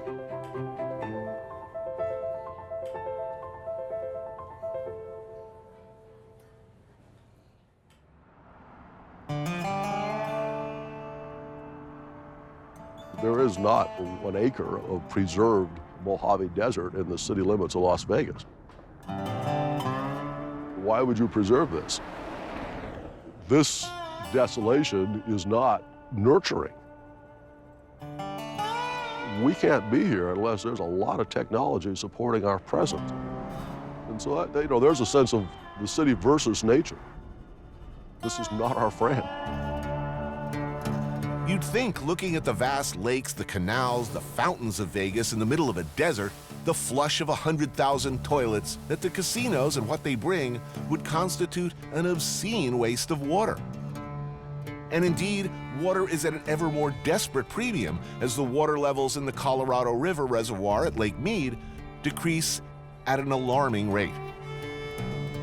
But it ain't the casinos that are the culprits. In fact, Vegas casinos are a model of water efficiency and conservation. Main culprit? The all-American lawn, a little square of green. Robert Kern is water police. He patrols the Vegas streets looking for evidence of water violations. There's finally some water in the gutter, actually, on both sides. This is not their day. We're in an area where there shouldn't be any watering, yet there's water here. So that's what we do. We drive around looking for something like that to give them a little educational visit. Hey, you're not supposed to water today. So you don't wrestle up to the ground, cuff them, and drag them in? No, we do not. Although we can go to a fee. Around how much? $80. $80. What about the... Then it doubles. Then it 160, doubles. 320. And it just keeps going. Yeah. It seems to me a losing battle to try to keep your grass green. Do you Right. really need a lawn in the first place? Well, most everyone that lives here came from the Midwest or the East Coast, and it was all lush and green, and that's what Vegas was 20 years ago. It was lush and green. Sure, sure. The city assigns watering days to control usage and also encourages xeriscaping, a landscaping style focused on drought-resistant plants and efficient irrigation. And if you don't get with the program, there's a hole out there in the desert for you, Dad. Okay, not really. You get like a notice pinned to your door or something. But some people, they want the lawn. Yep. Gotta have it. And they can have it, just don't water on the wrong days. How critical is it? Very. I mean, there's no snow on the Western Sierra, so we don't get any continued flow into Colorado dumping into Lake Mead. Right. So unless something drastically changes, which there is no foreseeable relief in the near future, but got to stay positive.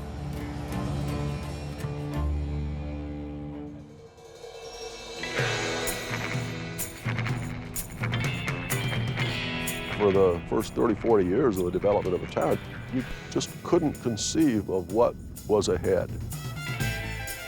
What we had, whatever was, the newest thing that was happening, was so spectacular and wonderful, and oh my gosh, we've reached a new eastern edge, or western, northern edge. The odds are slim to zero that we're going to extend to yet a further horizon. It was inconceivable. So there's the thing. So what does the desert do? It exceeds our ambition. In Vegas, nothing is permanent. It constantly eats itself, tears down, builds up, expands according to no known or easily understood plan. An organic thing, responding to the dark dreams of the American subconscious. Come frolic. Live like Caesar, or make money off those who do. Drop a few moist bills at a gas station slot. See the full spectrum of human folly and commit some follies of your own.